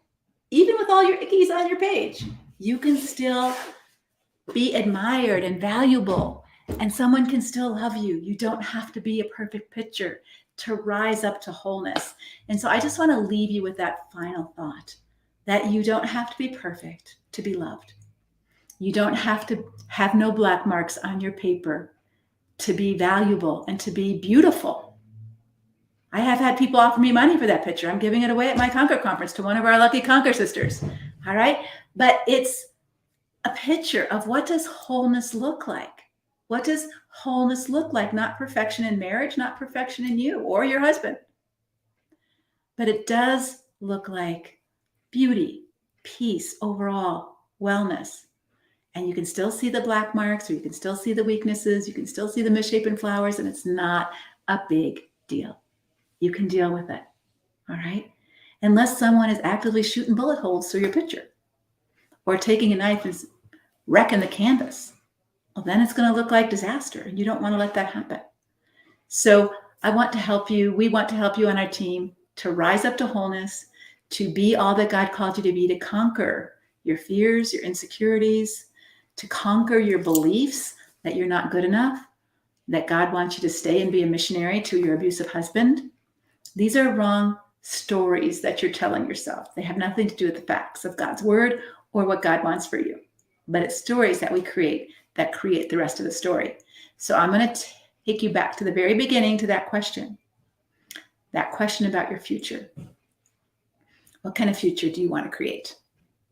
Is it one of life and wholeness and beauty, even if it's got its black marks on it? Or is it just going to be more of the same? And are you okay with the same? Because you have a choice to create something different. All right. So I want to honor all of you who have been with us for all 3 hours, especially my staff who have been sitting like I have for 3 hours. They're probably hungry, may have to go to the bathroom. And so we're going to close for now. Thank you so much for being a part of this. If you would like to join Conquer, I'll say it one more time out loud in case you're on a mobile device and you're not watching this on the video. You can also go back to Facebook on our Enriching the Relationships That Matter Most and watch it again. It'll be in the wherever Facebook hides the videos. It'll be there. Maybe somebody could put that in the chat where people could find it. But it's Conquer. You can join Conquer today. Today's the last day you can join. It's $37 a month, no contract. You can quit anytime. There's lots of bonuses. There's a couple books that you're going to get, all kinds of different things. You'll start your Conquer journey. You'll be on a welcome call next week with other Conquer sisters. We'll get you oriented right away. But if you want to join, it's Leslie Vernick, which is my name, Leslie Vernick with a V, /Conquer, sign up. No dots, no spaces, no dashes. So it's leslievernick.com. That's the only dot. leslievernick.com /Conquer, sign up. And that will take you to a page where there'll be other Conquer sisters who share their stories. If you like that, you can listen to that. There'll be lots of information about what Conquer offers for your $37. And then you can make a decision. All right. Take care. God bless. Bye-bye.